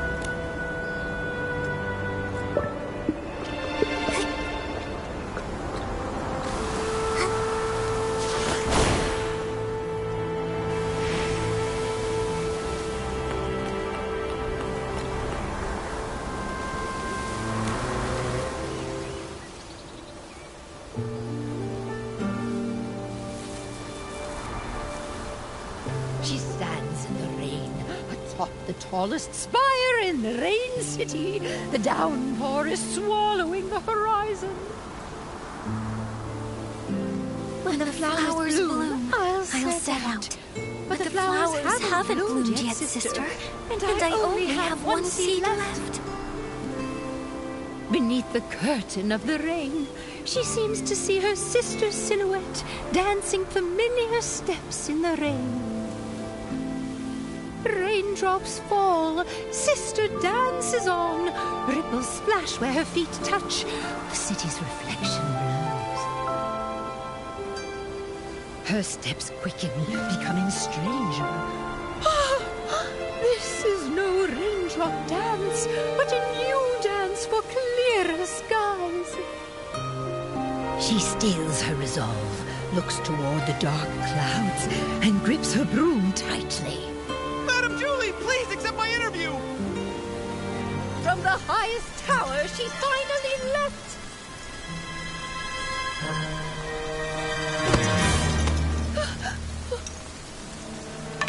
What a nuisance. Catch him!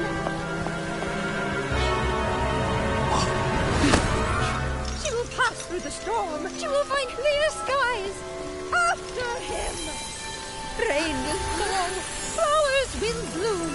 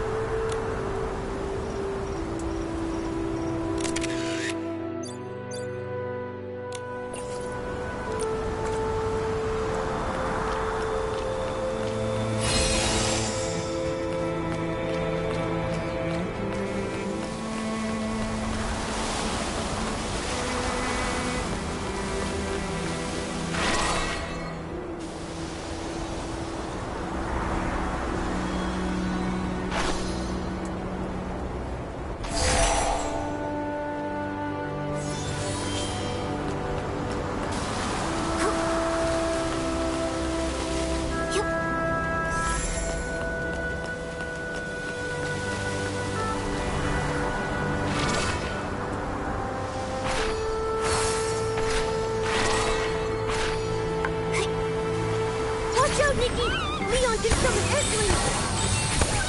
Look at your face, so full of anger! Perfect play! That's it! I am the founder of Threadstar! Of course, this is the most boring castle I've ever played! Miss Detective, do you really think pulling back the curtain means victory? No. Even the truth is just a supporting role in my script.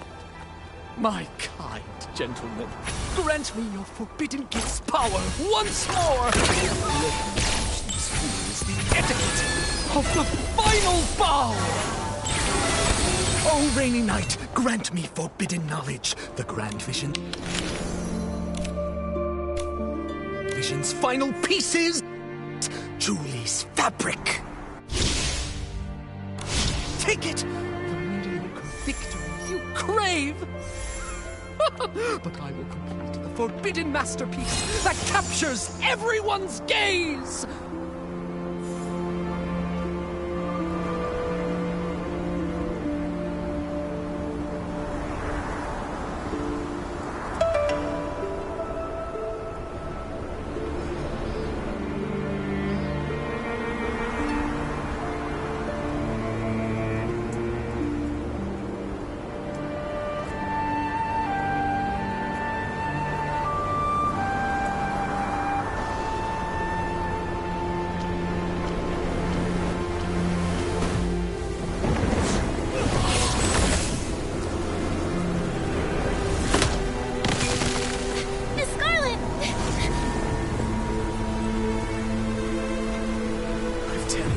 For these reckless beings!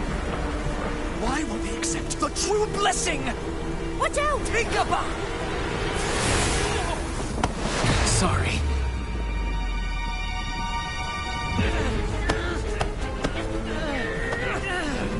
No! It can't be! Do not look down on me!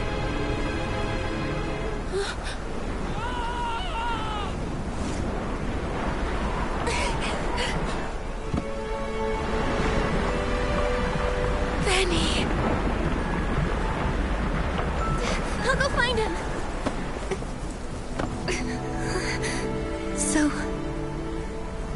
just like this.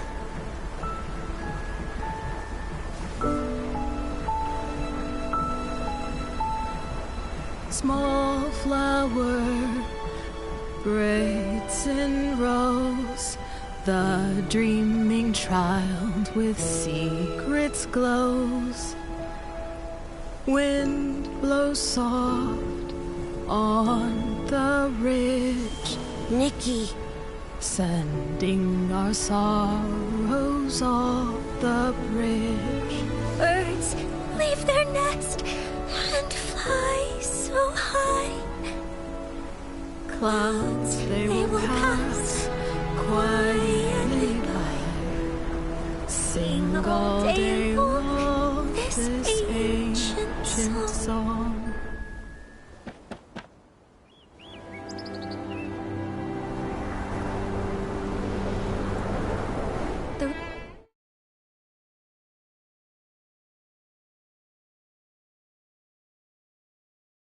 The Ripple Estate soiree ended successfully. Everyone okay? Nikki, looks like Leora wants to see us. Let's talk to her.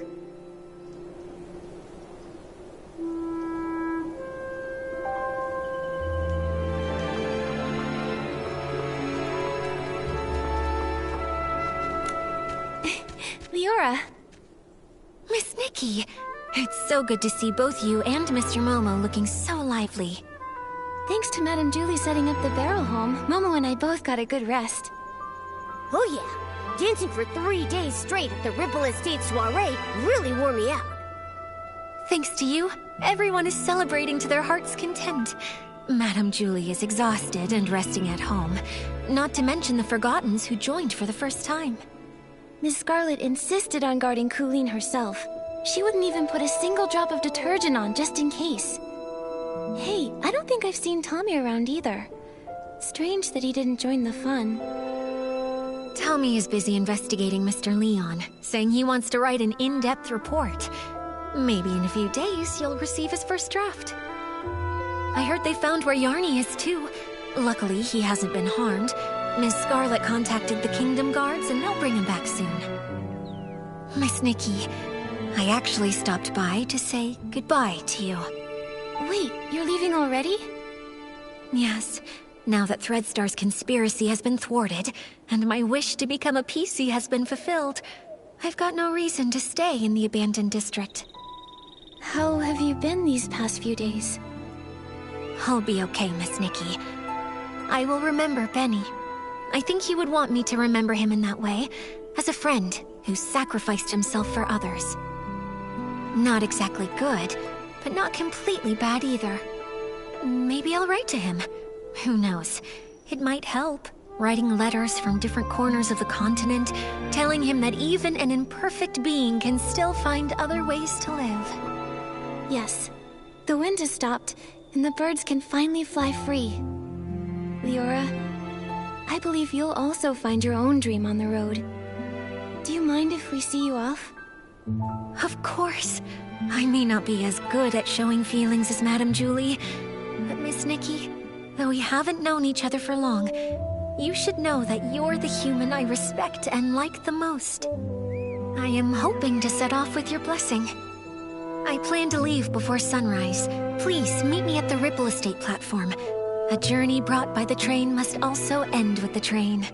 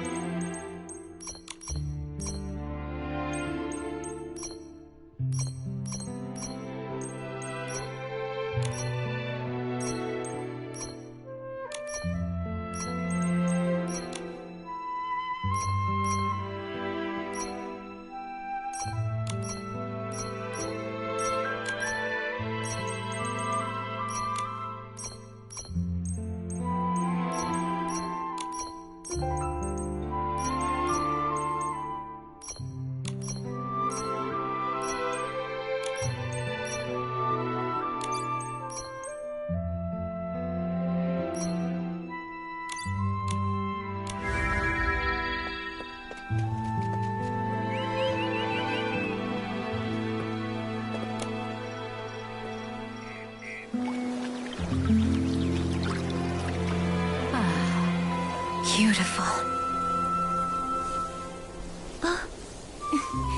I've been meaning to ask, what's the ending of As Rain Falls, As Flowers Bloom? Oh, my dear girl. That one was written by Juliet and Cersei together. She clenches the tiny broom as small as herself, fighting desperately against the storm. Magic surges forth. Beneath the pouring rain, the final seed explodes, bursting in a fierce bloom. The wind paves her way. The petals guide her. As she breaks through the clouds, silence overtakes all. The sunrise casts its light upon the earth. There she sees the first clear sky. Excellent story. Leah would have loved it. Look, the train is here.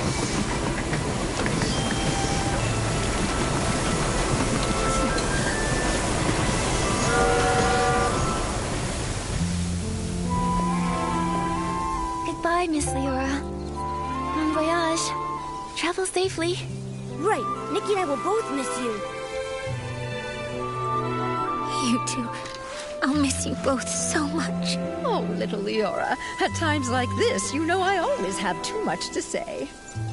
But I don't want to hold you up. I'll skip the fuss and simply wish you never-ending joy and freedom that knows no bounds. Thank you, Julie. Take care of yourself.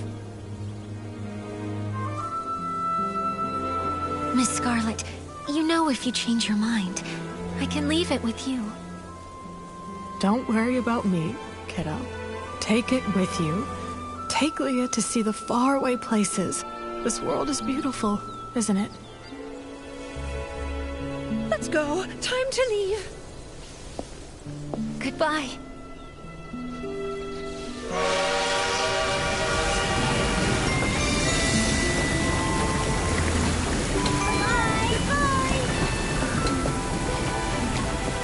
Why do I still feel so sad when everything is clearly over? It's all right, my friend. Tomorrow will be a brand new day.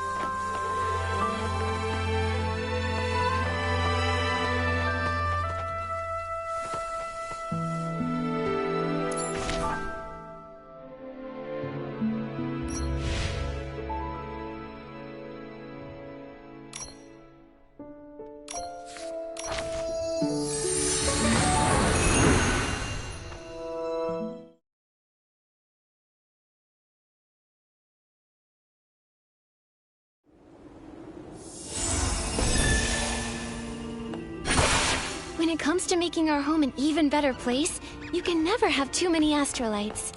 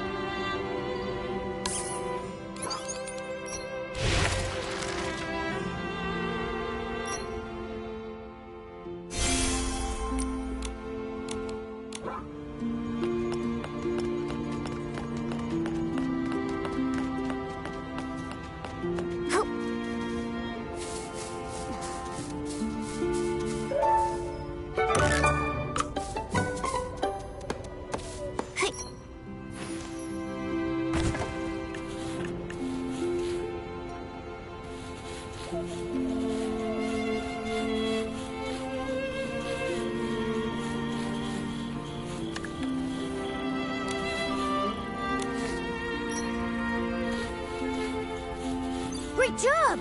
Our home really needed this.